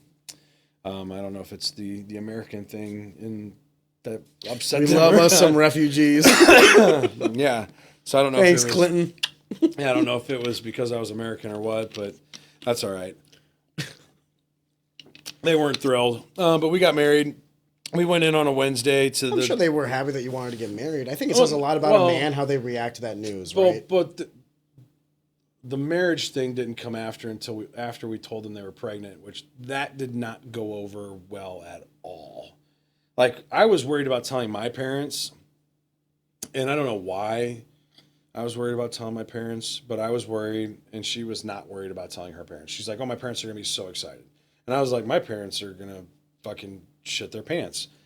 Exact opposite. I don't happened. think she has an understanding of reality. Like, no father's gonna be like, "Oh, my daughter out of wedlock is Hold on. pregnant." Her Yay. dad was great. Really? Oh, her dad, yeah. It was her mom who was like, "No, this isn't happening. This isn't real. This is a joke. Like, you got to be kidding me." Like, Boy, it was wrong. almost like it got to the point where I'm like, I'm gonna leave. Like, Wow. that's how bad. That's how bad she was taking it. Yeah, and her dad was like, "No," and went and grabbed whiskey, and we took a shot, and he said, My man. He said, "Congratulations." What's his name? Yeah. First name. Sanad. Shout out Sinan, Yeah. my man. That's what you Yeah. do when you find out that news. You pour Yeah, a glass exactly. and you say, boy, is life about to change. Yeah. And so, but no, it was one thing. And, but yeah, so we got engaged very shortly after that, and we're trying to figure out when we're going to have the wedding. And we're like, oh, we just kept pushing it off. And then finally we went in, and Connor was born August 30th first. And so the OBGYN on this Wednesday on August 8th was like, hey, you should probably go home and pack a bag. I don't think you're going to make it to the weekend with where you're currently dilated to. And we looked at each other and like, oh shit, we were supposed to get married before Connor was born. We have to go get married. So we immediately left the OBGYN and went to Clayton. And thankfully, it was Wedding Wednesday, the only day that you can get married. Like Taco Tuesday. Yeah, Taco Tuesday, Wedding Wednesday at Clayton Courthouse. It's the only day of the week that you can get married at Clayton You're Courthouse. the only people leaving that courthouse that day happy. Everyone else is No, like people are all Lined like, up? Oh my gosh, we were the last ones to get married. We showed up late. We got there just in the nick of time. okay. But like there was people in wedding dresses and like we're thinking people are going to be just like us. Like they're showing up in fucking sweatpants and a hoodie. drive through of weddings. Yeah, right. And just like, hey, we just got to get married real quick, you know? And so saving some money. It cost us $125. Don't tell me that. So, yeah. So anyway, we show up. We're in the middle of shopping for a forever home. And like whenever my wife starts talking about money, I'm like, remember when the catering was this much? Remember how much we paid for this? Remember that? That was a down payment on this fucking home. By the way, that's a nice ring you got on, right? Right. Yeah. Sorry. Yeah, Like $25. I'm not screaming on the inside. You are. Yeah. So we get there and like we're like waiting, but like we're the last ones to get married because there was like all these people that had planned their wedding Wednesdays, like having parties. They're like in these extravagant dresses and tuxedos and all these things, and their wedding parties are there, and like, we're there, and With your 9-month pregnant. and we're like texting our friends like, hey, do you want to come witness this? Or like calling her parents, calling my parents like, hey, can you make it? Her parents were at work and couldn't make it. My parents are retired, so they were there. And then her best friend and my best friend showed up, which her best friend and my best friend ended up getting married. Well, we're matchmakers. So anyway, yeah, so we just wound up getting married. And then, Nothing brings a couple together like Wedding Wednesday. Yeah. So Wedding Wednesday at the fucking That's courthouse. better than Tinder. in Clayton. So we got married in August of 2018. And then Connor was born 3 weeks later. And then the first time that we could consummate the marriage, Oliver was created. Our youngest. Dude, you're 2 for 2. Yeah, I was batting 1,000. Bro, I'm when like, you're dating, you need to start sheathing the sword. oh all right? God, Fuck. she, which is okay. This is bad. Please, go on. So you're like, this isn't mine. When she told you that it was hers, like when she told me she was pregnant for the second time, I was like, I'm getting snipped. That was my very first. That was the first thing to come out of my mouth when she's like, I'm pregnant. I was like, I'm getting snipped. Pat realized he had a superpower on that day. Ultra fertility. Yeah. In the hands of great power comes great responsibility. Needless sir. to say, the sex life was very limited after that because we're like, fuck, we're gonna get pregnant every time we have Dude, sex. just pull out, brother. Fuck. I thought I was. Your sons are gonna watch this in 10 years from now. Like, thank God, Dad's pull-out game was sucked. Homie said, I thought I did. Well, listen, you got 2 beautiful, healthy boys. Yes, they are. It's not all bad. I wouldn't trade it. 2 for 2, honestly, even better than Tiger Woods. Fuck yeah, batting 1,000. You're batting. Batting 1,000. Best batting average out there. Oh, Jesus. So yeah, it was great. We had but ultimately, we never had the time to really develop a relationship or anything like that. We just, COVID hits, we're stuck in a house. Do you think COVID had a factor? Well, I mean, I think there's a lot proximity. I think a lot of factors that were in play. So we constantly had projects going on until COVID happened. Meaning you guys were busy. So she gets pregnant. She's gonna move in with me. She moves in with me. We discover my condo has black mold. Oh no, so you can't live there. No, so we get it remediated, and then we're gutting the whole thing and renovating it. So that's a whole project because we're doing it ourselves, and obviously being Bosnian, you have people, which was her brother and her dad. Right, great. Same with Albanians. It was great. It was awesome. Like, Cheap labor? Sign me I up. just had to help, and I tried to help, and they're like, "No, you're an idiot." They can tell you to get out of the way. They take 40 smoke breaks. like, And you're like, how do you get anything done? And then like you leave for 4 hours and it's done. And you're come like, back, and it's the most beautiful thing. yes, and you're like, you'll what the ever fuck see. just happened? And so no, they were great. So her dad Never don't trust a Balkan with a cigarette in their hand while they're working. Oh. That is some of the best tile or granite work you're ever gonna get in your fucking flooring life. doesn't. Brother, Yeah. go away. Yeah. Be back in may- 3 hours. It We're may, done. It may I'm be just hard. like, okay. It may be hard to get them to show up, but when they show up, They show out. they fucking go off. But yeah, no, they did an amazing job. I mean, it took longer than what we were You're hoping. taking 48 smoke breaks. But they were also have other jobs, and they were coming home working on the weekends and stuff like that. So we had that project going on, and then we get married, and then Connor's born, and now we're new parents with a baby in this house that we just renovated. And then we're like experiencing parenting for the first time. So obviously there's no dialing in or tying into each other in those moments. It's like, hey, how do we keep this little alien alive? So that's what we were. Stressful. It's extremely stressful. So needless to say, there wasn't a lot of her and I bonding time. Can I ask you a question though? Yeah. Wouldn't you get some sort of bonding from the acts that you would do on the kid? For instance, if I may, when my wife was being a mother, I agree 100% with this notion of like you tend to forget about each other. True. Because now you have this thing that's greater than yourselves that you're pouring into. But when I would see her be a mom, breastfeeding, and cleaning, I was like, the very nature of the things that like attracted me to her. Baby, I love you. Used to be the ass, the titties, the smile. I was like, woo, you got it all, girl. That might be why I'm attracted to moms right now. I don't know. That might be a thing. I don't know. Maybe why. But seriously. Moms. That's a thing,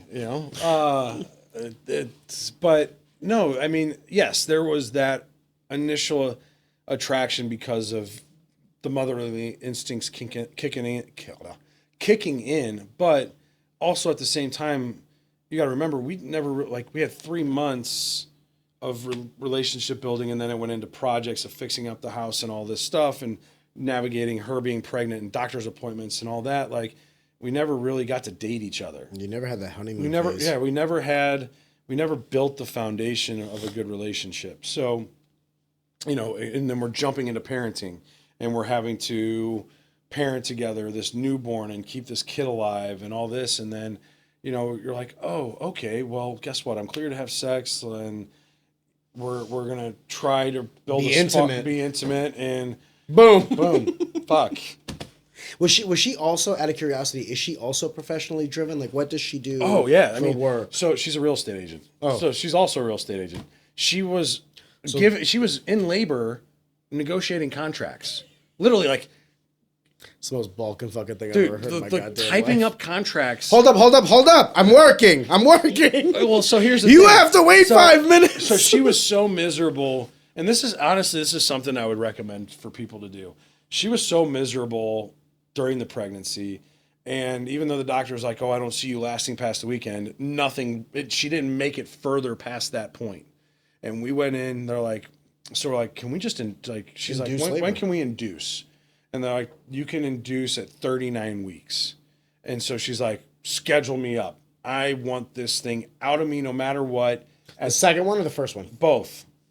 At 39 weeks, she's like, I'm done with this. I'm ready to be done with this. So the earliest on Pitocin and the earliest, so we went in, which is also a funny story. We'll get to that, but we went in, and when she got induced, and it was great. We took our time. We showed up. We were in no rush. We didn't have to worry about the water breaking. Like, oh fuck, we got to get to the hospital. There was no stress to it. It was super relaxing. We showed up, and just they took their time with everything, and that's the thing is, like, when you induce, Like we showed up they're like, oh, show up at midnight. We're like, all right. So we showed up like thinking like, oh, they're gonna get this shit rolling right away. No, you're gonna be there 24 hours. Well, we showed up at midnight and they started doing all the blood work and all this stuff. They didn't even induce her until like 7 a.m. And Connor wasn't born until 7 p.m. Yeah. Because that's how long it took for like once they induced for her to fully dilate and get to that point. And so, you know, Did she do the epidural? yeah. Oh yeah. And so I saw the birth. I saw the needle for that fucking Dude, everyone tells you about the birth. The birth was nothing. Nothing. When I saw that fucking needle, holy I was like, it's like a fucking baby's forearm. bro, I'm not coming in like daddy's home anymore. I'm like, hey, I'm here. Yeah. Because whatever, that needle is so insane when you realize they're putting it It's into like her the spine. size of this fucking Dude, and thing it's right here. fucking thick. Fuck. Yeah. I'm sorry, ladies. I wasn't shit the you one who have- invented it. The shit you ladies deal with on a Dude, monthly basis. When and they did the pregnancy and birth, epidural, woo. when they did the heroes. epidural, I almost passed out. Oh, I it was like, I looked away. I'm like, wait, you're sticking that where? I was like, oh my god. See ya. And I then was my like, I wife hope was, my fucking testosterone shots aren't oh like that. my god. Yeah. Oh god. Sorry, ladies. Yeah. I'm not trying to listen. Birth is beautiful. It is. That epidural is insanity. Oh yeah. So, But I will say, my wife went from like this sucks to like I don't feel a fucking nothing. thing. Nothing. Didn't feel. But it was great Yeah. afterwards. Yeah. My wife has a high pain tolerance. Yeah. That was the one time I felt like, fuck. I felt awful about getting her pregnant because she was in such pain. Yeah. She's like, this is awful. And I was like, oh my God, I did this to you. I'm so sorry. You know what I mean? Like, Yeah. I my bad. Yeah. Like, Whoops. And then she got that epidural. I was like, bitch, I didn't do shit. But like literally my situation, I'm like, whoops. Sorry. Mine was an accident. Brother, I was like, you're on the pill. Fuck it. Yeah. What So- was I wrong? But no, so yes, no, so literally working for the 12 hours that she was waiting to dilate, she got like 2 people under contract while she was pregnant. She's like, hey, can you do a pre-approval real quick? I'm like, duh. It's hard for her Yeah, money. exactly. And same thing with Oliver. We did. You know what that dude? That's got to be so intimidating for you because you're like sitting there for her and you're like, well, fuck me. I better be making right? some I'm like, I need moves. to. Hey, we can update the pre-approval. You need me to run numbers on this house. You ready to write an offer? What are you doing? What the fuck? You know. She got 2 in labor and you're like, I might have a lead. I'm like, hey, do you need got any pre-approvals? Like no. Like That's I'm like, gotta- babe, you got anybody you need pre-approved? That's also got to be like a great marketing tactic. Yeah. Like, bitch, I'll sell a home when I'm giving Oh, birth. she's If she doesn't have business cards Oh. with her cervix, Oh yeah. I'm joking. Please don't do that. Right. No, so but the same thing happened with Oliver. So Oliver, we went in, got induced, and again, 12 hours of like till she was fully dilated and ready to give birth. But during that time, she was working. I got ordained during that time. That's what I did to reproductive. What? Oh yeah. So the couple that I told you that was at our wedding. No way. They got married together, and Did you officiate? I officiated their wedding. So You got ordained during your so own. yeah, so they're like, hey, they kept asking. They're like, have you got it done yet? Have you got this done so you can marry us? And I was like, no, I haven't. And then like they text me like, oh, is the baby here? And they're like, no, not yet. They're like, oh, have you gotten ordained yet? I'm like, this is a perfect time for me to do this. So I literally just pulled up my computer. She's over there, you know, in labor. Yeah, The nurse she's busy. Yeah, but this was like early on. She had only she was at this point, and she wasn't anywhere close to giving birth. And like she was working and on all this stuff, and we were chit chatting back and forth, and the nurses were coming in. I'm like, so is it Pastor Pat or Reverend Doyle? Like, which one are we going with? We're taking polls as they're coming in. Pastor Pat. Yeah, that's right. You got the pee-pee. Yeah, so that's exactly. So that's what we went with was Reverend or Pastor Pat. Which is great. I get a special parking pass so I can park in. No shit. Oh yeah. You get that for real? Oh fuck yeah. So you're like a handicap now. Yeah, pretty much. If I needed it, but I'm not gonna. Oh, don't fucking bullshit me. I'm not. I mean, It's Christmas time. I'm putting the plaque on. It's in my car. We choose when we use. Yeah. So, but no, that was part of it. But like going back to Connor's birth. So it was funny. This was pre-COVID, so like you could have anybody in the delivery room, and we gave birth at St. Clair and Fenton. And if you're looking for a hospital to do it, it's great because you get your own like suite and you deliver in the room that you're staying in. I mean, it had couches and pull-out beds and shit like that. So we pretty much had a party in there. We did ours at St. Thomas exactly the same way. So yeah, we had a party in there. So like Melissa's thing was she was craving tequila. So we're like, what do you want after you give birth? She goes, God I bless. just want tequila. That's Dude, all. that baby's first suckle of milk. Like, wow, Yeah, Mom. yeah. That is So- spicy. So she wanted tequila. So my buddies bought those little shooters, bought a bunch of them and brought them up. Connor's like fucking partying. Well, what we learned was there was an icy machine on our floor. No, you made slushies? So like the first night, yeah. So the first night we're all hanging out playing games and you know, everybody's like, oh, let's, you know, they snuck alcohol in. So we're like drinking beers. We finished the beers and everybody's like, dude, you guys want to make like hospital margaritas? So that's what we did. We went in and I went and filled up a bunch of these little fucking cups with these icy mixes. We dumped the tequila in there. We ended up drinking all the tequila so she didn't get any. Oh, Jesus Christ. You guys are cunts. We're all fucking hammered, and she's laid up in this bed, hooked up to all these monitors, and we're all like Partying. We're partying in this room, just fucking shit-faced, until we all just passed out. Pat's sitting there like, listen, it was great, but just didn't work out. There were irreconcilable differences. Meanwhile, your ex-wife is like, no, that shit was from day one. Those motherfuckers, I'm sitting there spread eagle. They're partying with slushy tequila shots. God bless. Needless to say, on Oliver's birth, nobody was allowed in there. Yeah, during COVID was a different fucking time. The reason I bring that up was, and I don't know if my wife is going to be angry at me saying this, the closest we ever came to separating, this was obviously before we were married or fiance, but like, dude, COVID was a real test of our relationship. Me personally, I can tell you right now, I was depressed. Yeah. Because I had a fight lined up. It got canceled for like a year. I was shelved during my athletic prime. I was a mess. I had just recently quit my job without another job lined up. I was getting away from finance, moving to information systems. And I remember thinking like, I don't even know how I'm going to find. I'm not even using my degree anymore. Like, what am I? You know, there was a very weird, tumultuous time. Spontaneously, or also not spontaneously, in tandem with one another. Her parents moved in with us because they're house flippers, so they're living in our living room. We're in the bedroom, like confinement and COVID. And then she started going for her MBA. There was just so much shit happening. There was so much, I don't want to say animosity, but so much conflict. There was just conflict about everything. That was the closest. That was the first time. I'll be the first person to tell you. I was like at apartments.com, like, I'm gonna fucking move out. Like, I'm done. You know what I mean? Luckily for all of us, that didn't happen. But I guess the thing I'm trying to say is COVID for us was almost that break it moment. And if you would have asked her, I'm sure she would say the same thing. Luckily, it did not. But when you're telling me that you guys got pregnant outside of COVID, got pregnant again in COVID, and then afterwards. No, everything was before COVID. Our youngest was born December of 2019. And then the second kid was... No, so Connor was 18. Oh, your youngest. Forgive me. Yeah, forgive youngest. Oliver they're 15 months apart.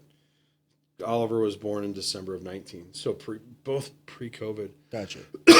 Actually, we closed, so that like it just can like goes like so projects. So once we found out she was pregnant with Oliver, we're like, well, this townhouse isn't going to work. So we're like, well, what do we do? And so we started house hunting, and everything that we were seeing, she's like, well, we're just going to have to build new because every house that I'm seeing, we're just going to have to gut and redo everything. I'm like, not a bad idea. But she's like, well, no, there's a new construction that just started literally a mile down the road from where we were. And her parents had just moved out to where we were in Baldwin. And so she's like, we have to stay out here. I'm like, that's fine. And I'm very okay with doing new construction. That's kind of all I want to do moving forward. And she's like, perfect. So you didn't like the idea of like buying a home that had some delta between like equity that the initial cost of the home and then like an additional equity build out that you could put into it? Because I like homes that need a new kitchen. At the time, for what you could build a house for, no. Okay, fair. Yeah. Because with where we wanted to be in Baldwin, it was just very limited, and we could build the house. We could build the house that we wanted for pretty much what it was going to cost us to renovate it. Fair. So. And then you have brand new everything. Exactly. So, I love this fucking house that we built. Like, it was everything that I wanted, and I hated that I hated to sell it, but as a single dad, it's way too much house for me. I was fucking working and cleaning. But so gets pregnant. We start the process of building this house, which takes about a year. And so, that was March. We started that in March of 2019, and we closed in March of 20. We actually closed on the day the world stood still. Like, everything shut down for COVID. We weren't even sure if we were going to close, but we're like, we know the docs. Give me the fucking docs. We'll throw them through the slot, and you don't even have to talk to us. Yeah. And so you can fund everything. Was this before DocuSign? Yeah. Okay. The DocuSign became a thing because of COVID. And so, so we closed and we moved into this house, but like the way we did it was we only upgraded the things that we couldn't personally do after the fact. So like we did a 9-foot pour instead of an 8-foot pour in the basement. So foundationally, like the elevation or the style of the house we couldn't do. Instead of doing vaulted ceilings where they come to a point, we did volume ceilings. So we had a ranch house with 12-foot ceilings. Jesus. Just flat across. So things like that, things that we just couldn't do ourselves. But like we did our own flooring, our own countertops, our own Tile. deck, our own backsplash, our own laundry room and pantry and closets. And so literally we close, and at 9 a.m. and by 5 p.m. we have everything ripped out of this brand new fucking house we just built. Like it was just basic. We just did everything basic. So because you were, the intention was to change it. Right. Forgive me. So we had everything ripped out. Our neighbors are standing there like, what the fuck are these people? Because you just bought a brand new home. Think we're fucking crazy. Yeah, you just bought a brand new construction home and you just ripped everything out of it. But there was, the madness behind them, method behind the madness. And so anyway, so that, again, another project. Even though we just built a brand new fucking home, there's a whole new project of new flooring, countertops, built-ins, laundry room, all this stuff. So we get that done. Then we have to sell my townhouse. So then we sell the townhouse. And then finally, we were done with projects. And then it was just her and I. And then it was kind of at that point. So this was 2020. Thank God for our neighbors. We had great neighbors. We were constantly going at this point. Nobody knew what the hell was happening. So there was, happy hour bonfires every fucking night on our street. So we were constantly going out, hanging out with the neighbors. Socially distanced, of course. Yeah, totally. And so we got to know our neighbors and we become friends with our neighbors. And then that was a thing. And then, we just kind of we never developed that relationship. And it was always something. We were always doing something, or we were always distracting ourselves with work and the kids to keep us from building that relationship. And it ultimately just kind of finally came to a head when she came to me and was like, I want to have a third kid. And I'm like, you're fucking crazy. Oh, wow. Like, I'm like, we need to fix our relationship before we bring a third kid into this. And this was Christmas of 2021, because we were supposed to fly out to Punta Cana with another couple, and we went and got COVID tested. She had COVID, so thankfully we didn't leave, because that would have been a nightmare trying to get back. And so travel restrictions were insane. insane. It was insane. So you would have been stuck in Mexico for another month. Absolutely. So yeah, we stayed at your dime, by the way. Yeah, exactly. So we just canceled the flight and came back home, and she was under the weather, but we had this conversation and we're like, hey, we need to start working on things and this and that. Well, we didn't start working on things, and I'm like, all right, well, we need to start talking about getting separated.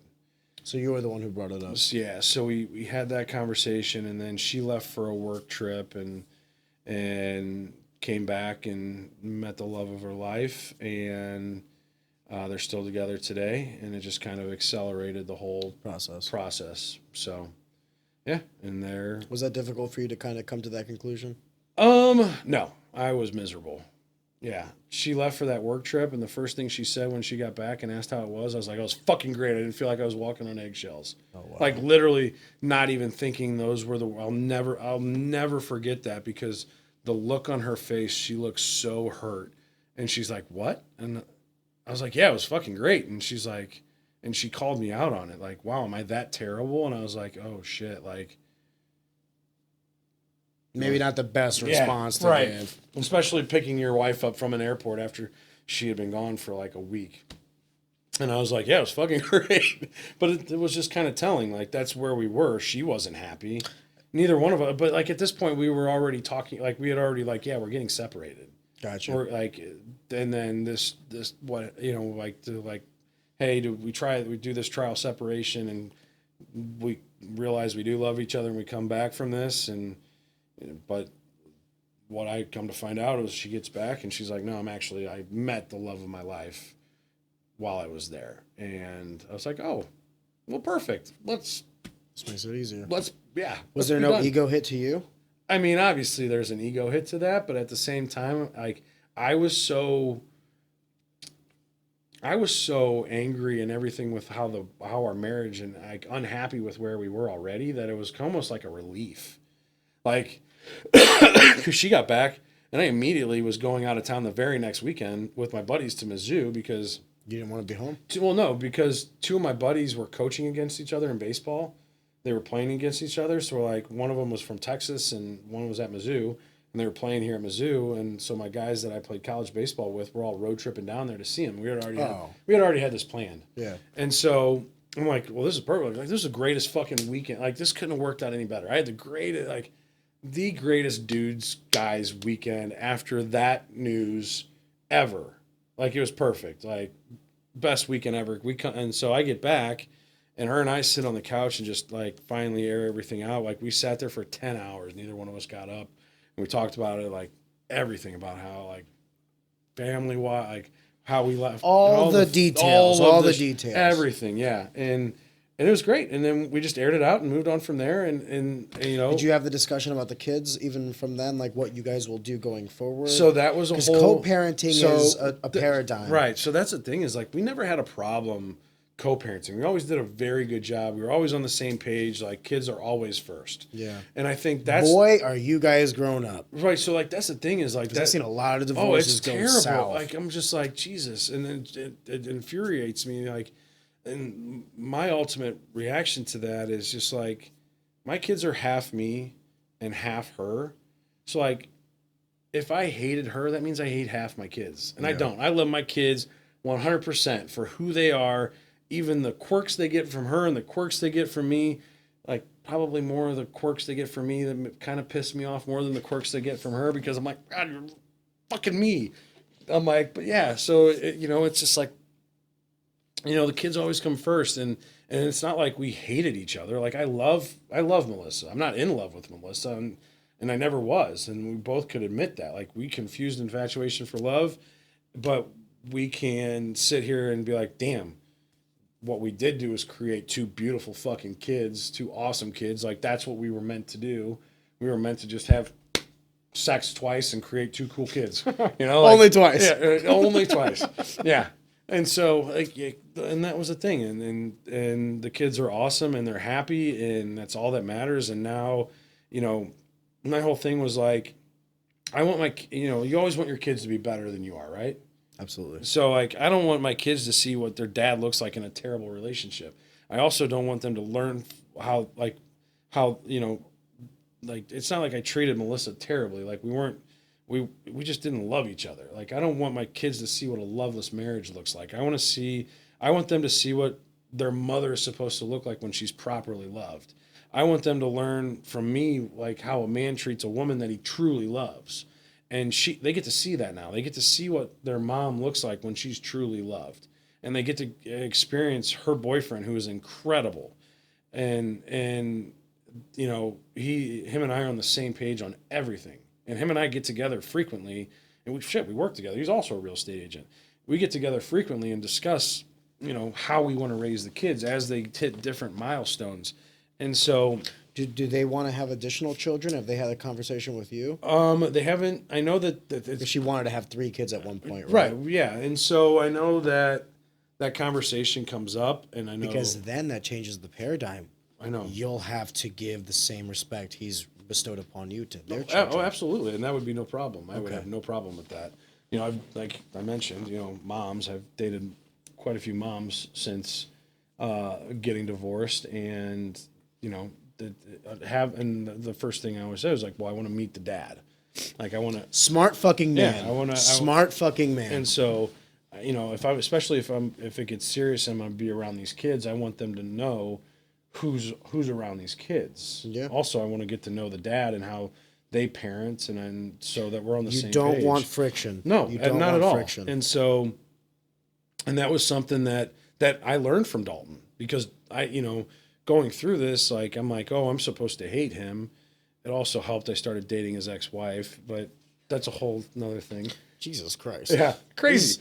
This is like Yeah. some Oh, yeah, like... wife swap shit. Yeah, I wasn't gonna say it. wife I'm swap glad shit. you did. Yeah, it was a whole. It's like swingers, but we kept each other. It was like a whole wife swap thing. Yeah, for sure. And so Fuck me, dude. Jesus Christ.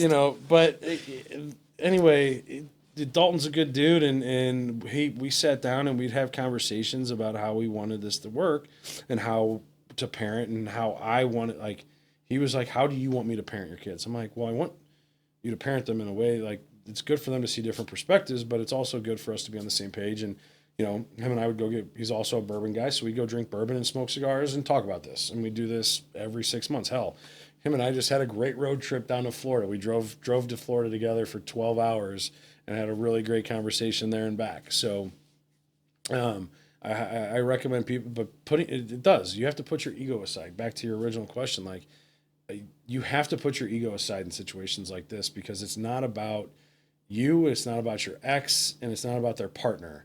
It's about the kids. And I agree 100%. I get it. There's certain situations with domestic violence and things like that might change that, but ultimately each party needs to have that wherewithal to realize that the kids are the most important thing, and that you put your differences aside, put your egos aside, and come together and be the best versions of yourself for your kids, because ultimately we all want our kids to be better than we are. God bless. Yeah. So I think it's also a very healthy way to look at it. We were talking earlier about like the manosphere and the Andrew Tate's Right. stuff. When you said 50-50 and I said 70-30, I'll tell you one thing that I don't like that he says, that I just fundamentally don't think is right. The idea that like a woman with children is like inferior and all these other things. bullshit. I think Because if what separates the genders is a chromosome, then what must be said about women must also be said about Right. men. Right. So if a woman with kids out of wedlock, or perhaps like divorced or what have you, or maybe widowed, you know what I Yeah. mean? It's a bunch of fucking shit that can happen. If that woman is somehow inferior than- in terms of value than a man Same. who's Absolutely. also widowed or single or right. divorced or what have you, would Is also, by virtue of definitions, also be less lesser. than. And I just don't agree with that. No. So one of the things that I mean, I honestly like the single dads that are there and show up, and the single moms that are there and show up, and they work hard for those kids. I think those are some of the best people in both, more inferior or more, I guess, better of the people than I would rather date somebody like that than someone that doesn't have kids, that doesn't know. do you think you say that because you yourself have gone through that? So it's a perspective shift. No, I've dated both, so I know. You've dated people without kids and dated people with kids, and you're It's just- saying it's that just- I'm just- people with kids are just far better It's dating just- experience. Yeah, I mean, it's been one of those where it's just the way life experience, man. Like they're more, we're more relatable, more compatible in those areas. But at the, it's just, there's a certain aspect of being a parent that changes a person, brings a certain patience and intelligence to a person that I don't think. I say it's like a calm with the storm. Exactly. The storm has never been And- greater, but I have to be calm. Right. And like, you're sitting there and the things that bother a person that hasn't had a kid versus someone that has had a kid, and you just sit back and night you're and just day. yeah, you're just like, we don't relate on this aspect here. I agree. You know, so in my mind, it makes a superior. It makes a superior partner. Mm. If they're able to admit if they're able to admit their faults. There's always caveats. There's always caveats. Always caveats. There's I'm sure there's amazing people that haven't been through like having kids and all that stuff that are they know all the lessons without having to go through the acts, right? And there's people that have gone through the acts that didn't necessarily learn the lessons. Right, exactly. As long as they've learned from what happened and they're willing to make that growth and that change, and they're able to admit where they fucked up. Like, I'll be the first one to admit where I fucked up. I know exactly where I fucked up, how I fucked up, and then I'm not going to let that happen again. Even though whatever happened with our marriage, like, it could be looked at both ways, but I know where I fucked up as a husband. Yeah. We were just switching the conversation or the topic towards what I really, if I were to be honest with you, what I really brought you on. Okay. Because some of the conversations that we've had have been, you know, sports and all this other shit, but a lot of the things that I enjoyed talking to you were more about what I, at this stage of my life, am really trying to fixate on, and that is, what does it mean to be a man? What I thought a man was when I was a teenager, what I thought a man was when I was in my early 20s, and what I think a man is today have vastly changed. Like, and what were those? Strong man. When I was younger, that's why I say like an Andrew Tate figure does actually pose, I don't want to say a threat, but he does, you know, I think young kids have like an affinity towards this like strong salesman because they're selling them a bill of goods that they want to buy. I want a Bugatti. Right. I want women. I want all these. Who wouldn't, right? When I was younger, an Andrew Tate-like figure would have been what I would say is a man. He's successful because he has money. He's got women. He's got material wealth. Yeah. What more could a man want? In my 20s, I would have started to get away from that topic or that vision because I would have also started to incorporate responsibility. Right. Well, a real man is like my father. Mm-hmm. My father may have not been the most wealthy guy, but he took the responsibility and he left Albania to come to America for a better life for his kids. He took on that responsibility, him and his wife. Because I also think that a lot of the things that make for a strong man can also make for a strong woman. Oh, and also vice versa. That empathy, that sympathy, that love that I got from my mother, I also got from my dad. These are feminine traits. And my dad had a lot of masculine traits like strength and unity and leadership that my mother shared. Yeah. So like as I started aging, I started like those gender norms and roles kind of became a little bit more blurred. Like there's room for a woman to act like a man, and there's a man in certain situations, in certain aspects, a woman can be yin and a yang.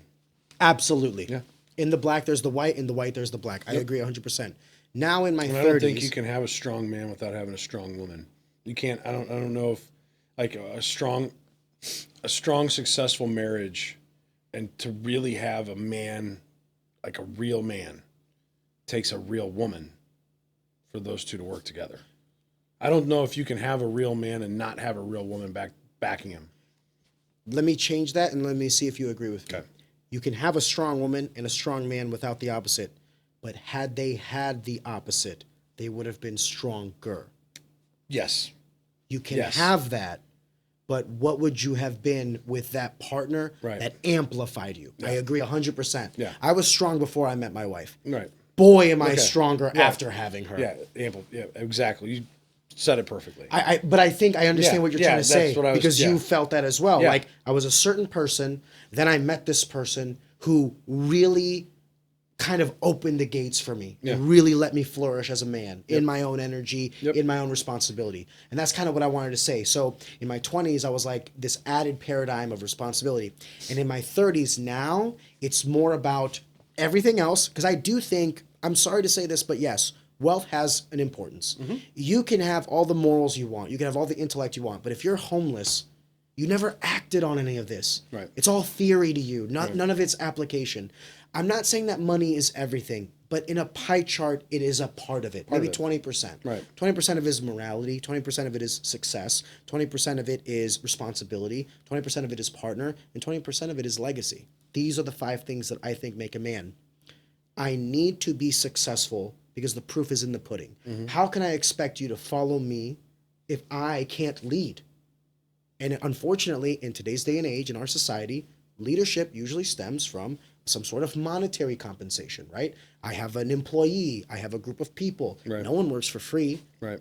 I have to lead my household. It doesn't have to be like a business thing. Yeah. Like if I want to tell my wife what to do, I better be paying the fucking mortgage.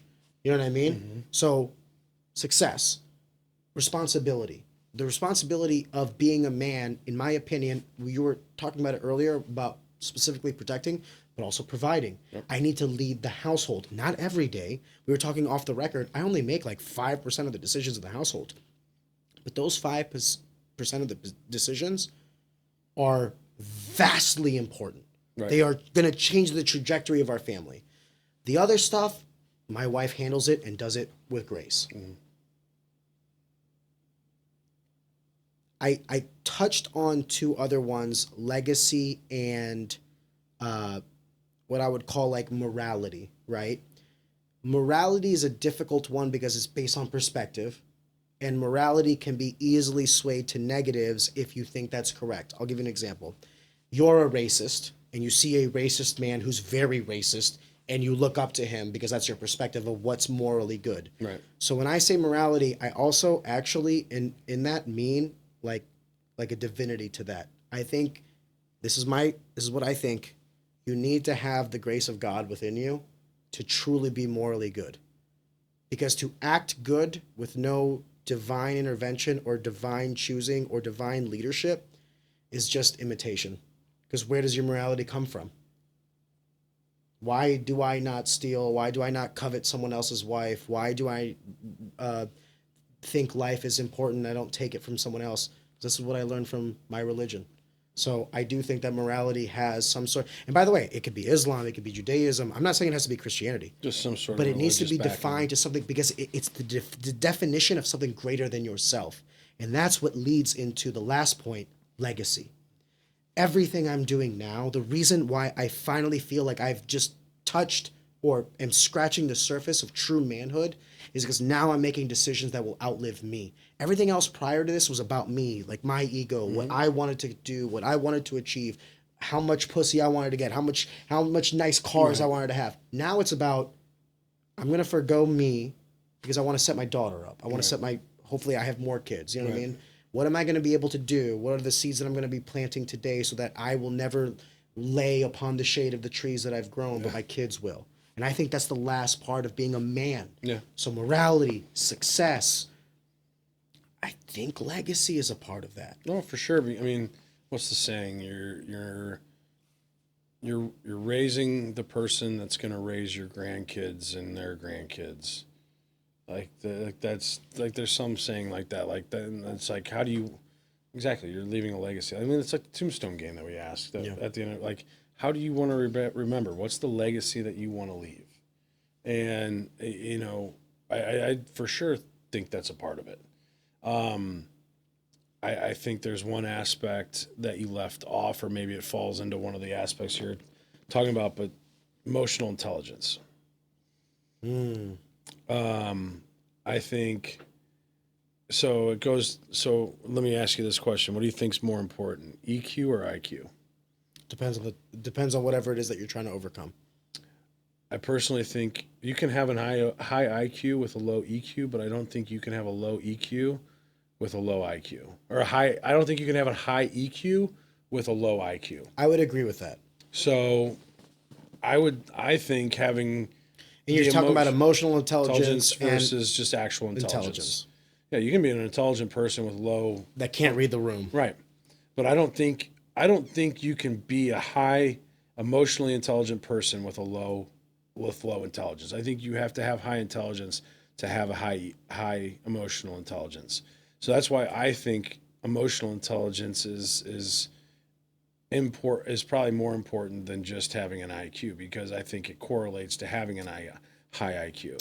And I think that knowing your emotions, being in control of your emotions, is one of the most powerful things that you can do. And I think that's the most dangerous person in the room is the most quiet person in the room. Is the stoic man. Yeah. And I think that comes from having a strong and high emotional intelligence. And I think that's one of the most you can have your strong physical stature and be the protector and being the provider, but what good is it if you have no emotions to tie that to? Kind of like you mentioned, the morality aspect of it. You know, maybe emotional intelligence falls under the morality aspect that you were talking about. But I mean, for me, like, I didn't grow up in a religious household.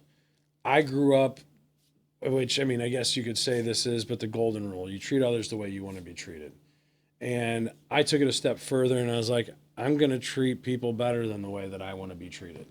You know, that's just kind of how I always thought of it. And you know, I didn't grow up in the church. I didn't grow up around it. My first taste of religion was when I really got to college down in Missouri State. We're in the heart of the Bible Belt down there in Springfield. And I took a world religions class and loved learning about the different world religions. And then being down there in the heart of the Bible Belt and around people down there that were real true, like, you know, call them Bible thumpers, and like seeing the way they live their lives, and it was inauthentic.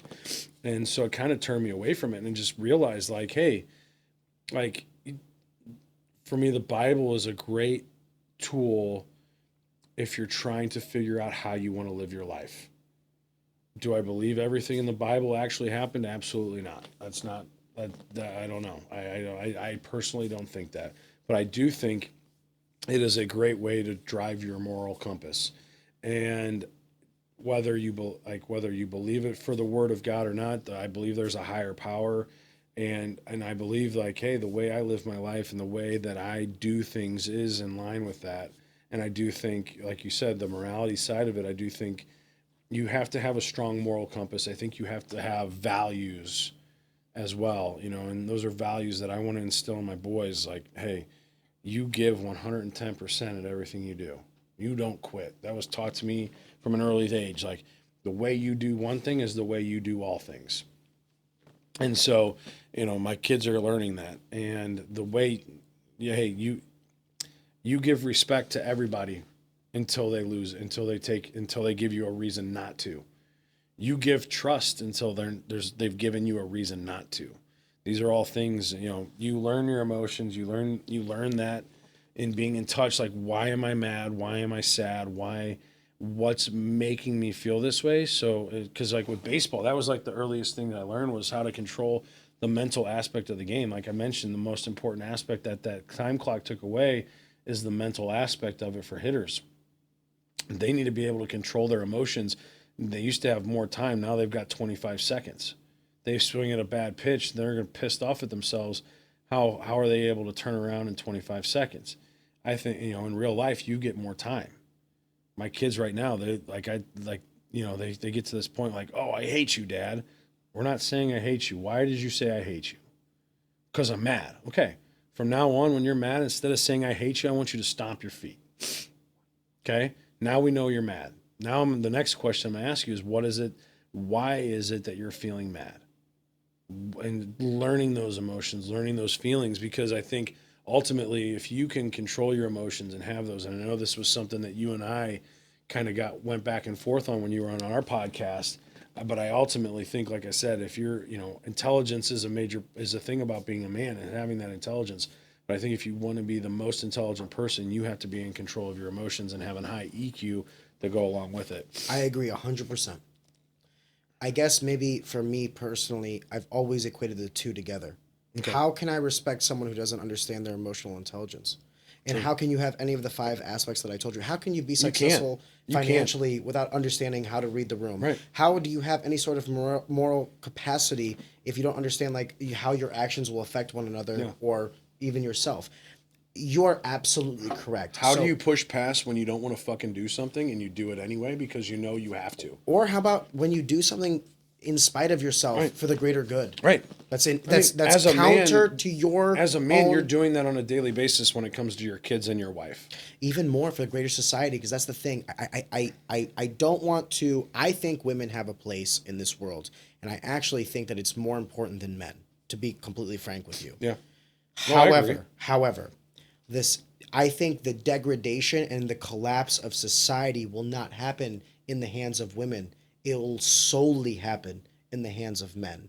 So when I say these things, it's also with like this micro and macro echo chamber of, if men were the ones that created the world to facilitate, to impress, to, basically increase the quality of life for women, and then women are the reason why we go through all of this because they make our lives better, this symbiotic gender relationship, then the opposite must be true. That women will be the first ones to kind of rot this from within, but the collapse will happen from the hands of men. If we built it, we'll crumble it. And if whatever we fill with this is women, then whatever escapes it will be women. Yeah. You said something earlier that I don't mean to make this about religion, but I do want to touch on this because I think you hit something on the nail. And I actually agree with you 100%. And that is, by no means, when I say the grace of God, Pat, if you and I were to sit down, I could exude to you the flaws that I have, the sin in my heart, No, same. the absolute debauchery that I've engaged in. Same. However, this is the great conundrum of Christianity specifically. If God created us in his image and loved us to send his only begotten son and died for our sins to save us from ourselves, he didn't save me from perfection. He saved me from myself. And this is the great conundrum of Christianity, because it's like you have kind of these counter contradictions. How can you say that, Christians don't love gays if God loves all his children? Right. However Same. way, shape, or form they put him. Couldn't agree with you more. I try to live my life as holy as I can. I make attempts not to steal. I don't lie. I don't do all that. I fall short. Right. You know what I mean? I sometimes I lust. Sometimes I'm greedy. That's why I have that, by the way. It's one of the 7 deadly sins. It's a constant reminder that, like, I'm chasing wealth. I want prosperity. I want success, but it's not everything. Right. However, I think It's just it is about how you define wealth too, which, you could just be chasing happiness, but if that's your form of monetary, that's still a lust for greed, and it's all perspective. It's one of 7 deadly sins, right. and I agree. encompass all 7. Yeah.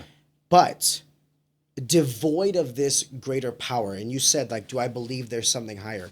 That's why I kind of put that emphasis on, like, it doesn't have to be Christianity. Right. It doesn't have to be Judaism or Islam. Right. It doesn't have to be anything that we know of.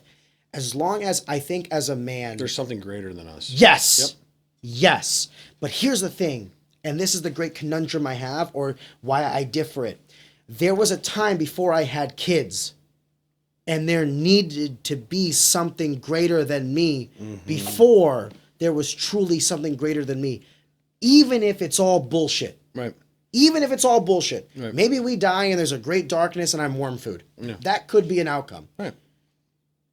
But 18-year-old Arion will be better off for sure. if he thinks there's something better than himself until he has kids and there actually is physically something better than himself. Yeah. I think as men, we need to kind of combat and harness our primal urges for sustenance and sex and all these other things, but then also harness them for better for society.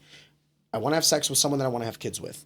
I want to create prosperity, not just for myself, but for those around me. I have within me great violence, but I choose to use that in a defensive manner, not an offensive manner. And if I didn't have these kind of instilled with me, for me, the vehicle was religion. It was God. Yeah. It could have easily been something else. That's why I said morality has to be tied to that, Right. because that morality can come from evil as well. Oh, absolutely. So when you say, you believe in a higher power, it might not necessarily be God. You and I it might not sound like it, but we agree 100%. Oh, I could be wrong. Honestly, that was one of the things I think that we didn't agree on.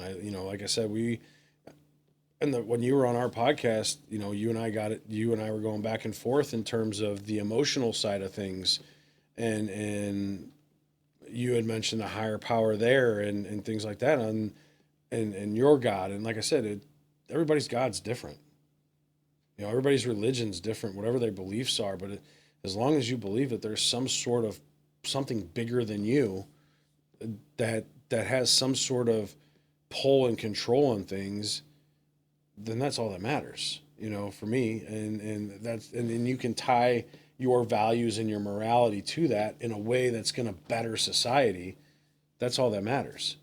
Now, if you're trying to worsen society, that's a whole nother thing. I'll be the But as first long as person to stand against as that. long as you're trying to, Zach and I always say this on, especially Zach, if you're not growing, you're dying like a tree. If you're not growing, and I want to take it a step further, because if you're not growing in a positive direction, you can grow negatively. Those roots in the tree could be growing and killing other things and sucking the life out of other things and causing this tree to ultimately, die. Be the only source of life, or kill itself. Right, or kill itself. And that's not good. But you want to grow in a healthy, positive way. You want to be doing things that are going to be pushing the needle forward. Atomic Habits is one of my favorite books, getting 1% better every day. And no matter what it is that you're doing, it's easy. Never let that mark be zero. How easy is it to do 1% better each day? And if you're doing it in a positive way, and you're doing it in a way, whether it's getting physically stronger, mentally stronger, emotionally stronger, monetarily stronger, stronger within your relationships, like all of those things ultimately are going to result in a better outcome in the future. Because what do they say? You start at home and you build a happy home, and then that happy home spreads out into a happy community, which spreads out into a happy city, which spreads out into a happy county, which spreads out into a happy state, into a happy country. Like, if you can start that little bit at home, it's amazing what that little seed you plant with our children can result. And that's all, like, again, going back to the divorce, like, that's ultimately what my ex-wife and I want. We just want our kids to go out into the world and be better versions of us. And I'm pretty happy with the version that I've become over the last couple of years. And I want my kids to be better than that. Mm. And I'm going to do everything in my power to as a man. And that's what I see as a man, especially with children, is if a man is someone that's going to lead their children to be better than what they are. And that's leading by example. I got my kids in the weight room with me. I got in trouble with my apartment complex because I'm like, just give me a waiver. I'll sign my waiver. They're on the treadmill. They're on the elliptical. They're on the row machine and the ski machine. You just want them to see. Like, I just want them in there. You're not fucking lifting heavy weights, brother. And they're like, well, we just got complaints. I'm like, complaints by who? Because they're in there because they took up a machine. Yeah. Tell them fuckers to wait. They're fine. They're kids. Like, I take them to CrossFit with me. Rachel and the team over there at CrossFit are amazing. They'll run them through like their own little kiddie CrossFit. It's great. And they love it. They have so much fun. And then they get the relationship they get to see between their mom and I now is way different than the relationship they saw when we were married, which is ultimately like they get to see that relationship. They get to see the relationship with Melissa and Dalton. And then when I start dating or meet the person that I'm with, they're going to see that. Like, even the people. Have you introduced them to a lady yet? They've met two so far that I dated. So Dalton's ex-wife, and then I dated somebody for about 7 months this past year that they did meet. And the way that I treated, they got to see the way that I was treating them. It was way different than the relationship when I was married. And so, now granted, they didn't get to see a lot of it, but they got to see enough of it to know, like, hey, this is how it should be. This is how someone should be treated. What's the mental calculation you take into consideration when thinking about introducing a woman to your kids? What are the certain metrics that need to kind of be passed to be like, okay, this woman is of adequate whatever to now introduce to my sons? That I see that I could marry. Got you. So it's like one metric. Could this be that? Could this be a person? Yes. Yeah. Could this be a person that at my age, I'm not dating just to fuck around. Yeah. Like, if I wanted to do that, I would just be fucking single. And you do want marriage again. Yeah, I want to find a life, like, maybe not, if not marriage, but a partner. Yeah. Like I said, I think a strong woman makes an even stronger man. I agree. And I'm looking for that partner, and I'm looking for that strong woman that makes a stronger man, and that ultimately feeds back and makes her a stronger woman. And it's just a constant give and take, and we're pushing each other to be the best that we are, whether we get married or not. It's someone that I see myself long term with, that I see myself like, hey, this is someone that's going to be around for a while that I want the kids to know. Let me ask you this last question, if you don't mind. Okay. Because you're now in this, dating already is difficult. It's fucking tough. You know what I mean? Yeah. But you have this added, and I want to be careful how I want to word this, because by no means have I ever looked at my daughter as a hurdle. She has only amplified me. She is my reason for a lot of things. I had someone call them baggage, and I'm like, we're never talking again. Get them out of the fucking room. See ya. However, they present a additional variable when discussing a partner, right? If they have kids and if you have kids, these are additional variables. Right. What is your partner? Are they alive? Are they in? If they are alive, are they in the a relationship, or are they not in the relationship of your children? You know, what have you? That's the question I want to ask you, because now when you're dating already is difficult. No, it's tough. But now you've added additional variables to this process of like, okay, I have children, I'm single. Woman that I'm pursuing, do you have children? If you have children, how many? If how many, what age? If what age, what gender? Because I have 2 boys. Do you have boys? Do you have girls? How is that going to work? Where is their father? Is their father alive? If alive, are they present? If present, are they a positive or negative? What kind of relationship do you have? I'm not trying to make it sound like a hurdle, but these are additional thought Absolutely. processes. Oh, to 100%. Take in, I right? think, yeah, especially like when it comes to dating someone with kids, and I hope I did that question justice. yeah. So like, especially dating someone with children, ultimately the first thing I'm thinking of is who is the father? What is the relationship like with that father? Let's say the father isn't in the equation whatsoever. Do you breathe a sigh of relief, or do you think that's a negative? How do you view that? I think that's a negative. Yeah. Yeah, I view that as a negative.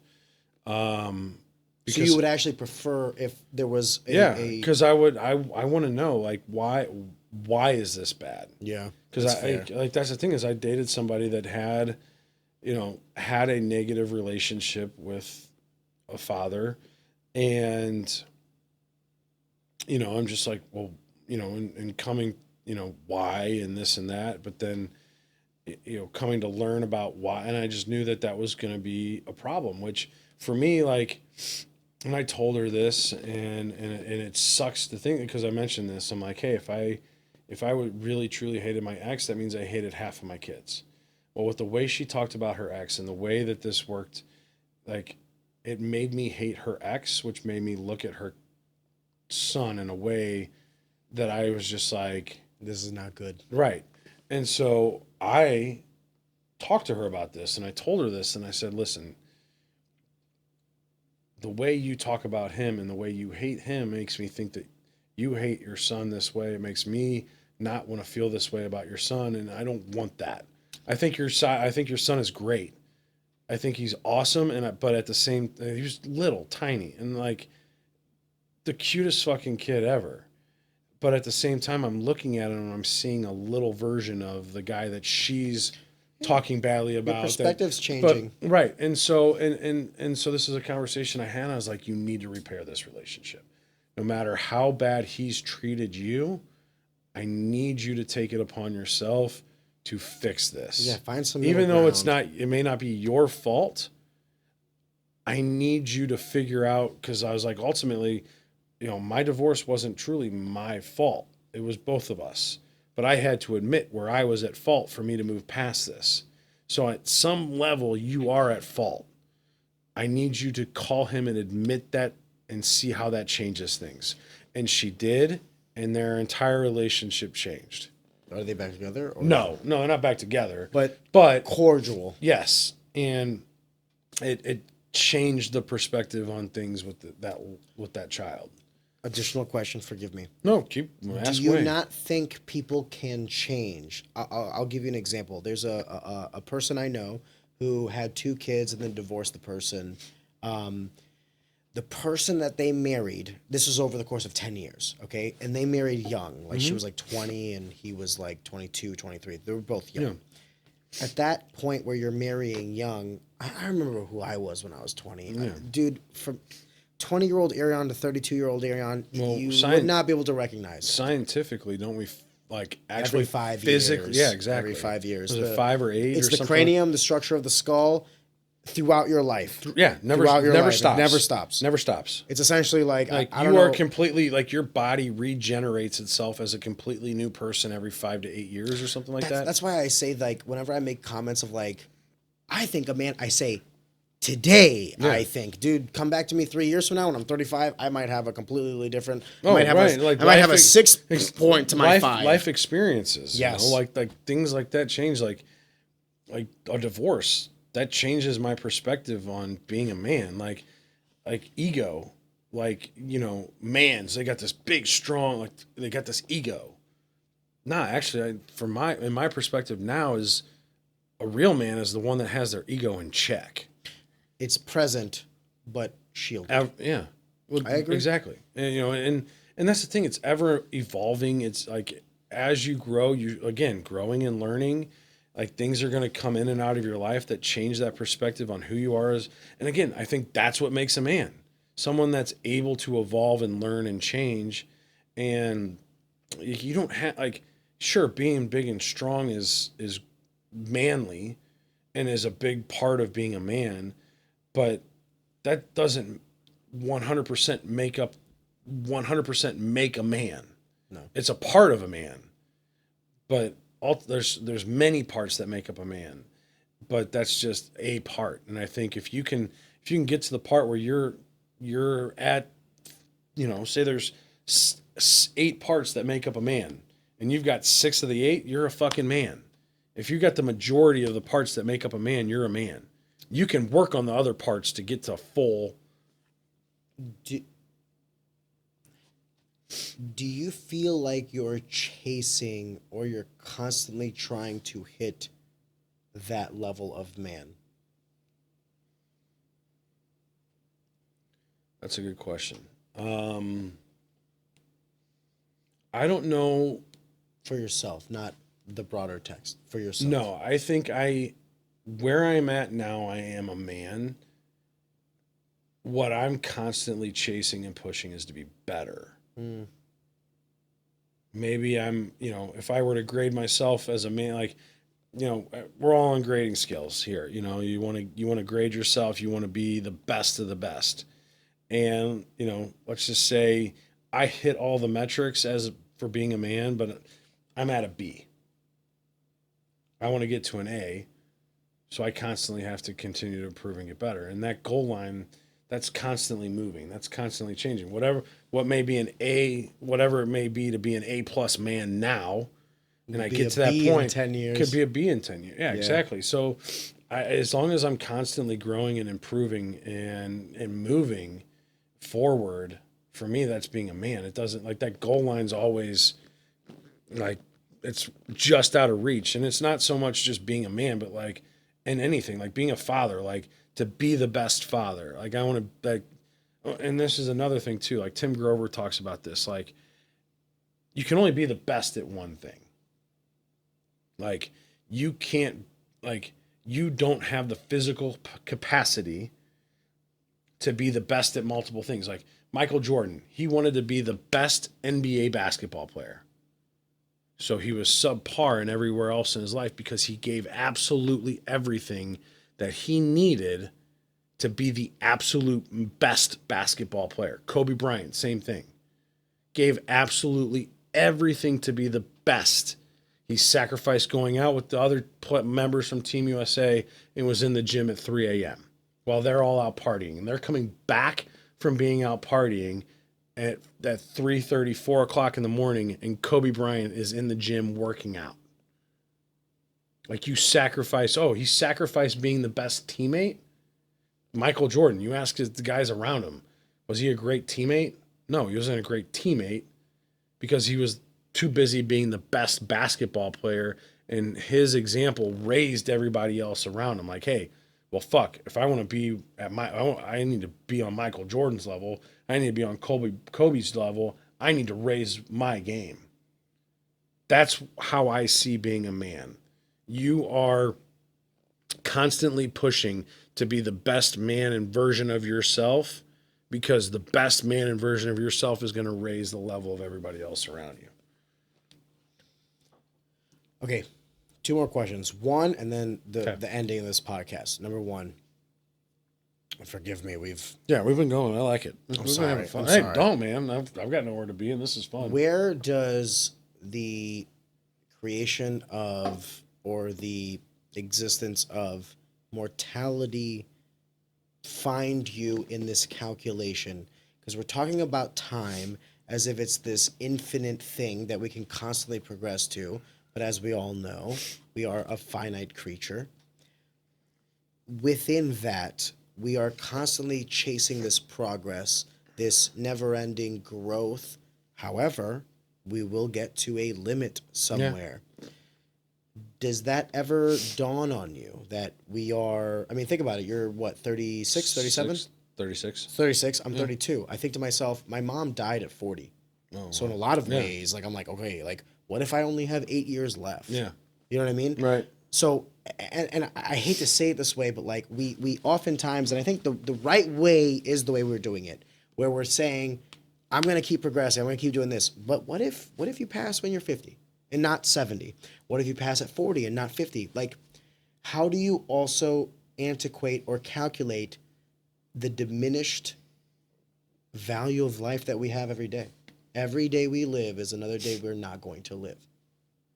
Honestly, I don't really think about it. I just think At about all? like I mean, I know that I'm going to pass away and die one day, but I know that if as long as I'm pushing forward and trying to be better every single day, then I've achieved what I wanted to do and I could die happy. And What if no- that was tomorrow? Would you be happy? I obviously know I'm missing out on my children's life, but Fair. knowing that where I'm at today, and if I were to pass away, knowing what I've taught my children and where they're at and who they are as people and what I've done, I'd be happy with that. I'd be okay with that. You're a better man than I. It just goes to show how you're living each day and what you're trying to teach your children. Like I can't tell you the amount of compliments. It's gonna make me fucking cry. Please do. The amount of compliments and shit that I get about my kids. I mean, I'll tear up and cry about my kids all the time. I mean, the greatest story ever that I have. Well, not the greatest story, but one of my favorite stories about my oldest, and I'll have another one about my youngest here in a second. But Connor, he is in kindergarten, so he's 6 years old, and we went to his parent teacher conference and. We're sitting there talking, and we're always, you go to parent teacher conference, you're always concerned about how your kids are doing, right? Is he dumb like me? Yeah, exactly. Like, or is he? Or is he better like me? Is he super talkative? Does he pay attention? That scene from Forrest Gump is like, is he smart or is he like me? I go to my wife, I go, that's going to be me. So we're sitting there, and she's like, well, Connor's been great. Like, he's a little talkative, and both Melissa and I look, and we're like, well, fuck, that's what our report card said when we were little, so it makes sense. And so we're like, that's not surprising. And she's like, he's very outgoing, but he's very smart, and he's doing very well in all of his classes. But the teacher's like, the thing that I'm most proud about, and there was a kid in his class from another country that had never been to school before. His first time going to school was kindergarten. Connor has been going to school since he was 3. Goddard, he was in Goddard since he was 3. And so he's very advanced for his age. Plus he's older for his class. And so this kid shows up and he's very disruptive, all these things. And Connor's getting frustrated because he loves school, loves going to school, loves being there, loves learning. Well, Connor was getting frustrated with this kid. And the teacher realized that Connor was getting frustrated and just came up to Connor and was just like, listen, hey, not everybody was fortunate enough to go to school and go to preschool and come through like you were, and this is his first time at school, so he's still learning. So Connor's response was, oh, so I need to teach him how to be a good student.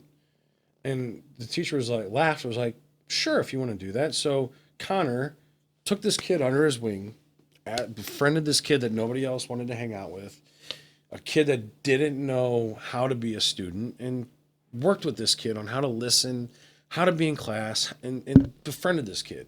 And now this kid hangs out with them, and they like him and his friends at school. And I'm just like, that's fucking awesome. Like that's That's what I wanted to raise. Better than you. Better than me.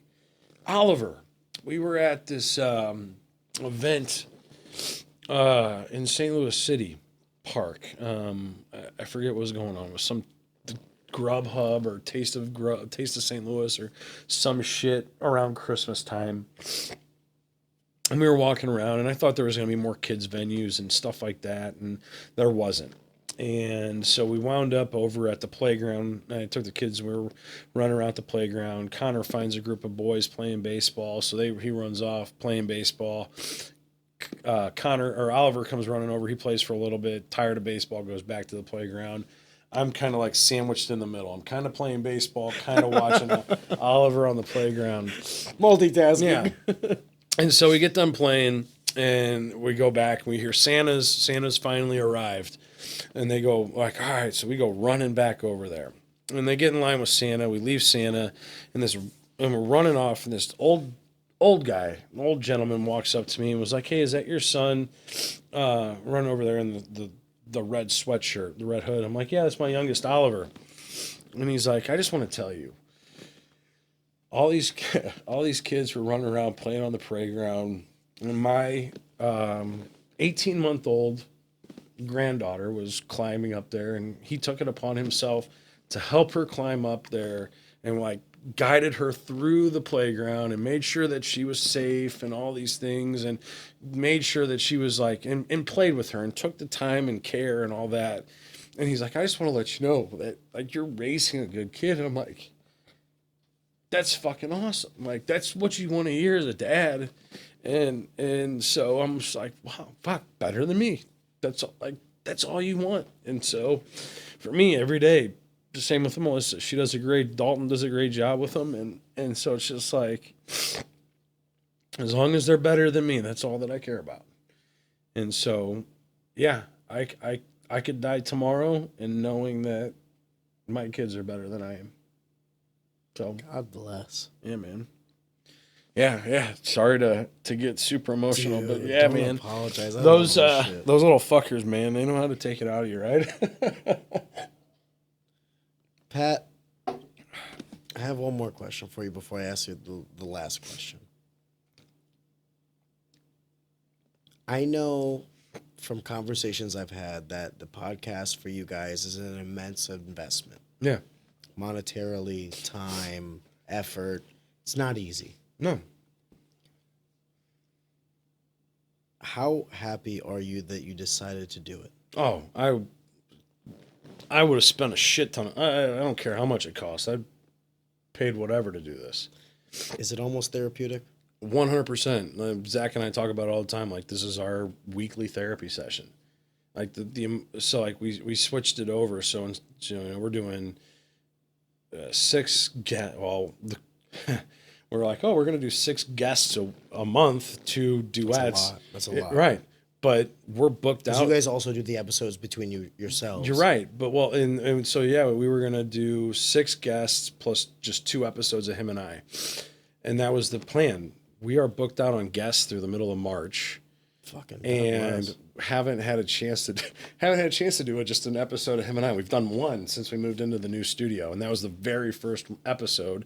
Just because Zach's like, I just want to record something so bad. Let's just do it. Got a new toy on Christmas. Yeah, I got a new toy, so let's do it. So yeah, so we recorded an episode of just him and I once in there, and the rest have been guests. And yeah, we're actually going to start something new too, because it got so much, like, there was so much popularity behind it. But probably once a quarter we're going to have Gina and my ex-wife come on, and that doesn't shock me. And continue to, it wasn't the Zach and Pat show. No, it was I saw the title of it, I was like, wait a second, what did I subscribe to? It was the Gina Melissa show. Can you elaborate for someone that may have not known the podcast, or what do you mean when you say this? Sorry. What, the Gina? Yeah, I mean, you have the Zach and Pat show. What is the Gina and Melissa show? Forgive me. So the Zach and Pat show is our podcast, and part of our podcast is a book of the month review or book review that we do. So Zach and I read a book every month together, and then we do a one-on-one episode where we review the book. Well, last month we did a book called Good Inside, which is a parenting book. And if you're a parent and haven't read it, I highly recommend it. Excellent book. But not only did Zach and I read it, we also gave it to the mother of our children, and they read it. You know, obviously Zach's married, and so Gina came on. I'm divorced, but we had my ex-wife on. And so Zach's wife's name is Gina. My ex-wife's name is Melissa. And they pretty much dominated the podcast, and everybody. It was actually a very good episode. Everybody loved them. Everybody loved them more than us. So now you have the Gina and Melissa show, which is great. I think it's awesome that we can do that we can have them on and have those type of discussions and parenting, because like that's a huge thing. Like, you know, raising children, raising toddlers.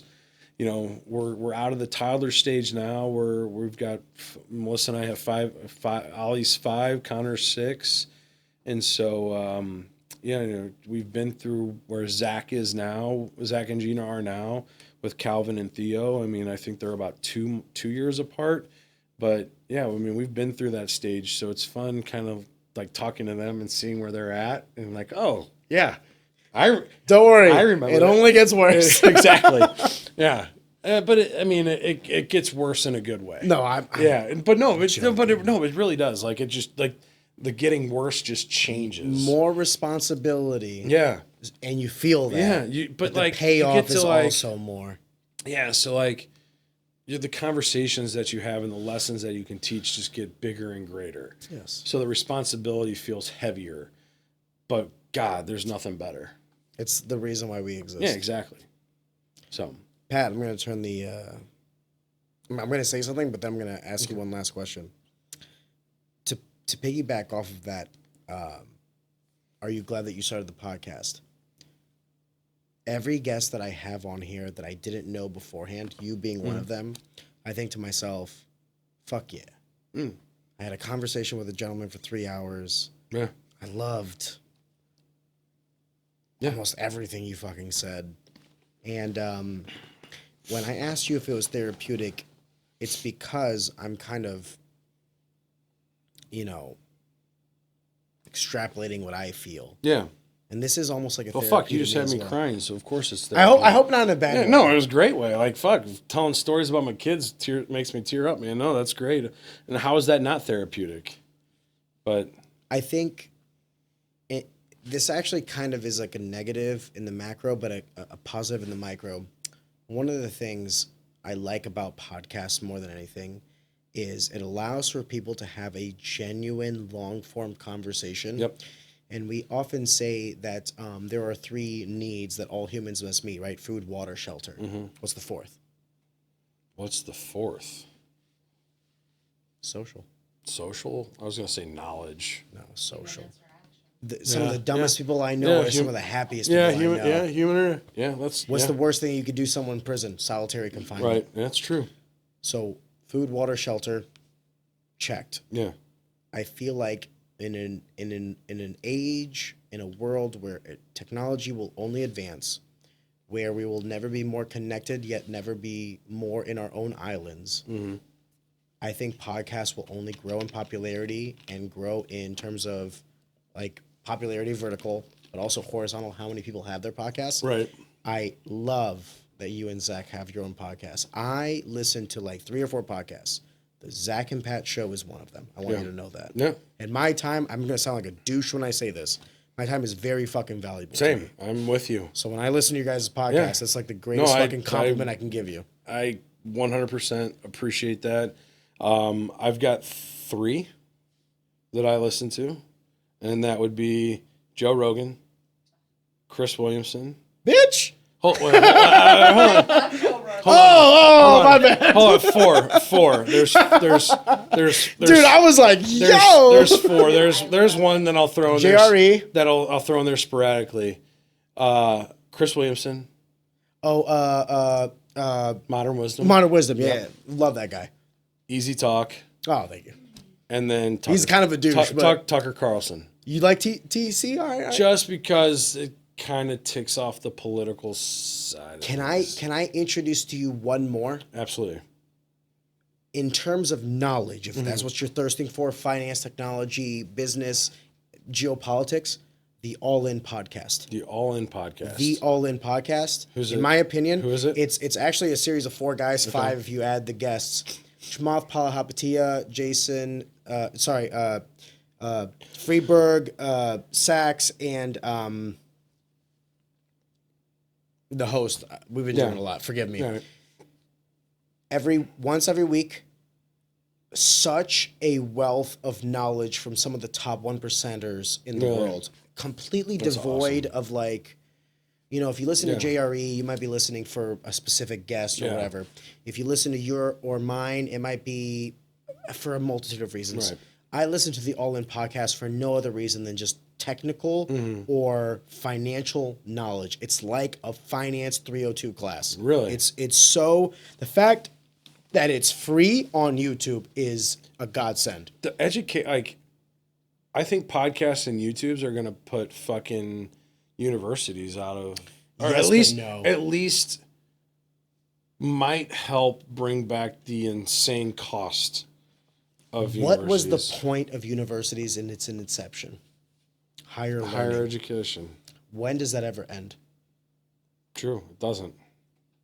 Especially with what we've been talking about. so If then we're what always is- pushing forward and growing. So then what is education today?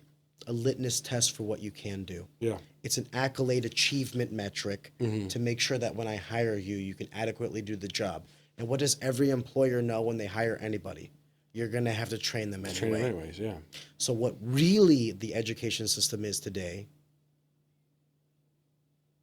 is a filter process. Yeah. I look. You are not I- smarter or wiser for having a No. degree. I always told, I remember my neighbors when their kids went into college, and I'm like, yeah, I'm not a huge fan. Like, use it to learn how to network. No. Build your No. build your network.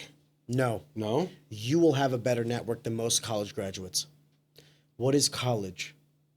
A filter. Yeah. If I see someone with a college degree, it tells me 2 things undoubtedly. You can time manage and you can finish something. Yeah. That's it. Right. And here's the thing that the people that don't graduate from college will hate to hear. I have met people that are more intelligent that have never gone to university Right. that I would never hire. Because I need to know that if I hire you, you can execute. Yeah. And that's the thing. That's the thing.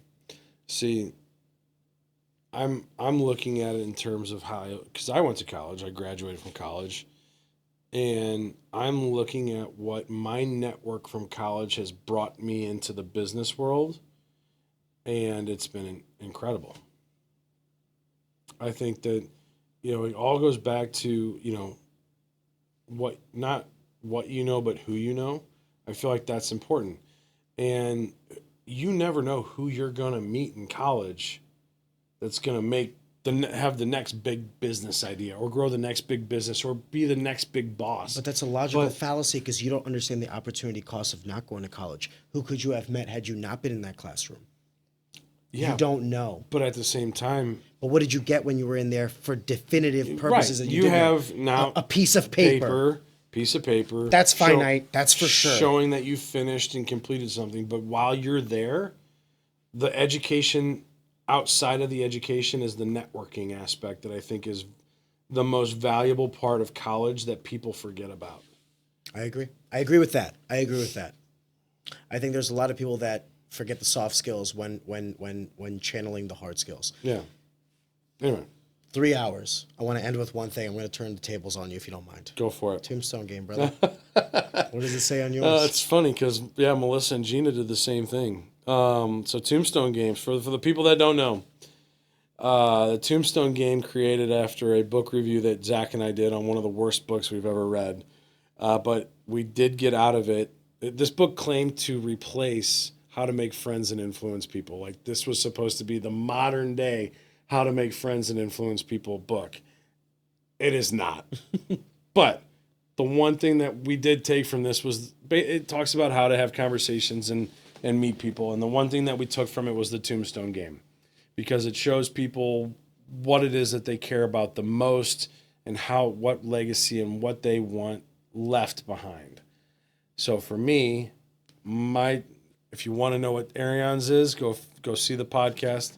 Go watch our podcast. Great plug. Go watch the Zach and Pat show episode with Arian on there for his, because I'm not going to turn it on him and ask him. But my tombstone, loyal husband, father, and friend, and someone that could always be counted on when needed.